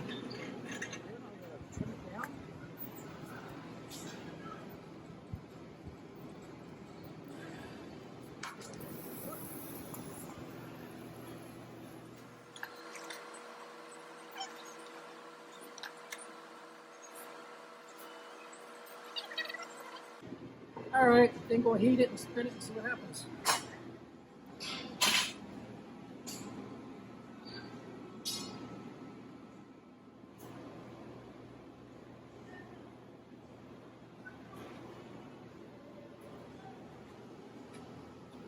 Next day, the glass is cooled off for 12 hours, and we now have our finished platter that we put in. This here is our studio. We're at 200 West 12th Street. There's several glass in Waynesboro. There's several glass workers who work here. Min Martin, Lucas Kernan. Whenever you want to come by and visit, come on down. There's usually somebody here blowing. Thank you for your time. Take care. Well, I'm super excited because I understand you've got a hot shop and a cold shop in your studio. So let's take a little look. All right, let me switch it around and give you the tour. This is our little lounge area. We're going to just go all the way around the perimeter first. This here is the fuming area. Min Martin also works here. There's a lot of fuming. This little oven here is called the annealing oven. This is where we slowly cool the work down. This is the glory hole, which is off right now. This is where we reheat. This little contraption is called the pipe warmer, because before you gather the glass out of the furnace, your funny rod or blowpipe have to be red hot, so the hot glass will stick to it. This is called the pickup oven. If we're going to pick up threads of glass, we preheat it, because the hot glass will stick to the hot glass, but cold glass will not stick to hot glass. And this is our furnace. I'll open the door up. It's at 2,030 degrees. And as you can see, it's bright and hot. Inside of this is mostly insulation and space. There's a crucible that holds the clear molten glass. This is another annealing oven. This one's still on. Just toasty warm. Now this we keep at 940 degrees. This is a glory hole that is lit and running. It's at about 2,200 degrees. So it's toasty warm in the furnace. Another pipe warmer, annealing oven. A kiln that we use for casting. We sort of blow pipes and punny rods. This is our workbench. This is where we sit to make the pieces. We have jacks, these are called jacks, paddles, blocks, which is what we shape the glass in. They're made of fruit wood. File, diamond shears, other sort of hand tools, and fans. We have lots of fans in the studio. This is a sculpture I'm working on. It still needs a base, needs final polishing. But it's going to be sitting about like that. Oh, that's beautiful. Thank you. And then lately, I've been working on little pieces, like these guys. I call them globes, marbles. That was sort of all these pieces. These are almost finished. This is a platter. Actually, I did this platter for the demo. I still need to polish the bottom. This is a bowl. These are some insects that Min's working on. They're going to eventually be put together as ants. And sort of most of these pieces here are finished. Okay, the hot shop is where you work with the glass when it's very hot. And you do all the shaping of the hot glass. But once it's cooled down, the annealing oven comes out. You have a cold piece of glass. take this one for example. It comes down the furnace like that, but if you notice the bottom is very sharp edge. So that needs to be cut, ground down, and polished. And that's the cold work because you're literally doing it once the glass is cold. Like a larger piece, this is one I'm working for. A piece can be part of a piece for a client in Chester. Let me get the phone way back. This is about 2.5 feet tall. But again, the top here needs to be polished. The bottom would need to be ground down and polished. So that's the cold working. A lot of pieces I do require both hot and cold work. These guys are fun because I get to experiment with different things. This piece is putting copper into it. I have the dragonfly and copper. And this is one of my favorites here. Oh, that's beautiful. Yeah, thank you. And I'll spend as much time on these as I will some of my larger pieces, but they're so much fun. And you get so much dimension in them. Like this guy came out really good as well. And I was planning on having these at the sidewalk show. I was all excited. I had a nice group of them all set, ready to go. Oh, and we will miss having you too. You've been in the show for, I think we were talking about 10 years. I have. I've always enjoyed it. It's always been very nice people in Roanoke, a good response. And this is a piece that's almost finished. It actually needs 2 more steps of polishing. If I hold it right, you see it has kind of a dull surface still. Eventually be a nice clear polish on it.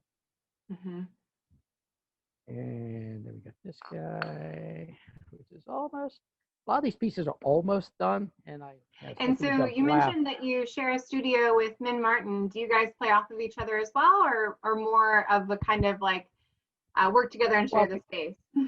Well, we, as you see, this is Min's work. Min works very thin, very precise, a lot of surface treatment. Where I work very heavy, I like the glass to have 20-30% control and use almost all my color in the center. So we use the glass totally different from each other, but we use all the exact same tools and everything else. And we actually work in a partnership in the studio together really, really well, because you work on different ends of the spectrum as far as how to work with glass. And so sometimes when we need another viewpoint, we're both really good at giving each other's, like, hey, have you thought about doing this? And since he's looking at the glass from a totally different side than I'm looking at it, then yeah, it works well. And I'll do the same thing to him. It's like, man, and he's like, I don't know, maybe I should throw it away. He said, no, this is great. You're like finally stepping away from total control. Just do this. He's like, oh, great idea. Let's see this bowl. Like I'll do pieces. This is again something I was trying to do, and it worked really, really well. And then the next time I did it, it looked like that, which wasn't, to me, didn't have all the detail. And I couldn't think what I was doing wrong. And 3 attempts later, I realized that it was just one step was different, where I put the ridges in to make the lines. This one had 12 ridges, and this one had 8 ridges. And that's the difference it made. But, right, I do a lot of commission work. Probably 70-80% of my work now is commission work. And pretty much there's no holes barred when it comes to commission work. I've done from lighting fixtures to huge sculptures for like but I like doing commission work because it puts me outside of my comfort zone a lot of times. And I get to be a little bit more creative, I guess, because of that. But after doing it the same, working with the material for so many years, it's nice to have somebody come up with some idea out of the blue you never thought of. Say, hey, can you do this? I'll give it a try. And usually I'll start off with meeting with the client, doing some quick sketches, looking at the space, talk about color. Then I'll do a couple of small prototypes and see how they work and develop that. I do a lot of close contact. And once we come to agreement, work on a finished piece. And I just That's did fantastic. a lighting. So if anybody sees anything they're excited about or looking for something in particular, make sure to reach out to Neil. You can reach him, Google search Neil Duman, or on his Facebook page, and we'll have his links in the comments. So thank you so much, Neil, for joining us. I was wondering if it's okay if I mention that in October and December, we have an open house here at the studio.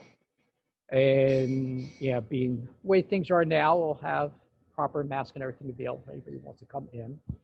And the complex is huge, so crowds is not an issue. Great. Thanks so much, Neil. We appreciate it. Oh, you're welcome. Thank you very much. Okay, bye-bye. Have a good weekend. You too.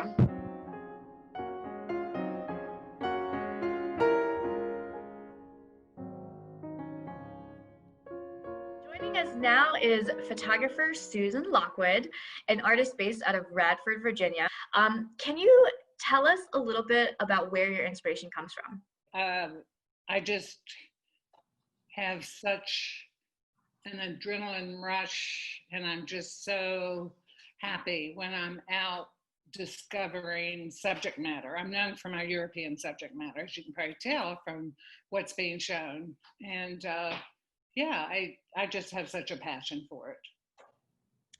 And so how often do you get to travel, and do you have specific places that you like to go to scout for your shoots? So usually we go to Europe twice a year, but we love Italy, we love France, and we've been to China and other areas in the Far East, India. We just love to travel. And so out of those places, where do you think has been your favorite? Probably like this one on right now. This is in Saint-Emilion, France, a couple years ago, and I probably waited longer to take this shot than any I've ever done. But I had to wait about 20 minutes to get this shot because I didn't want people in it. And I do only a very limited edition, usually just 10. So tell us more about how you got started as a photographer.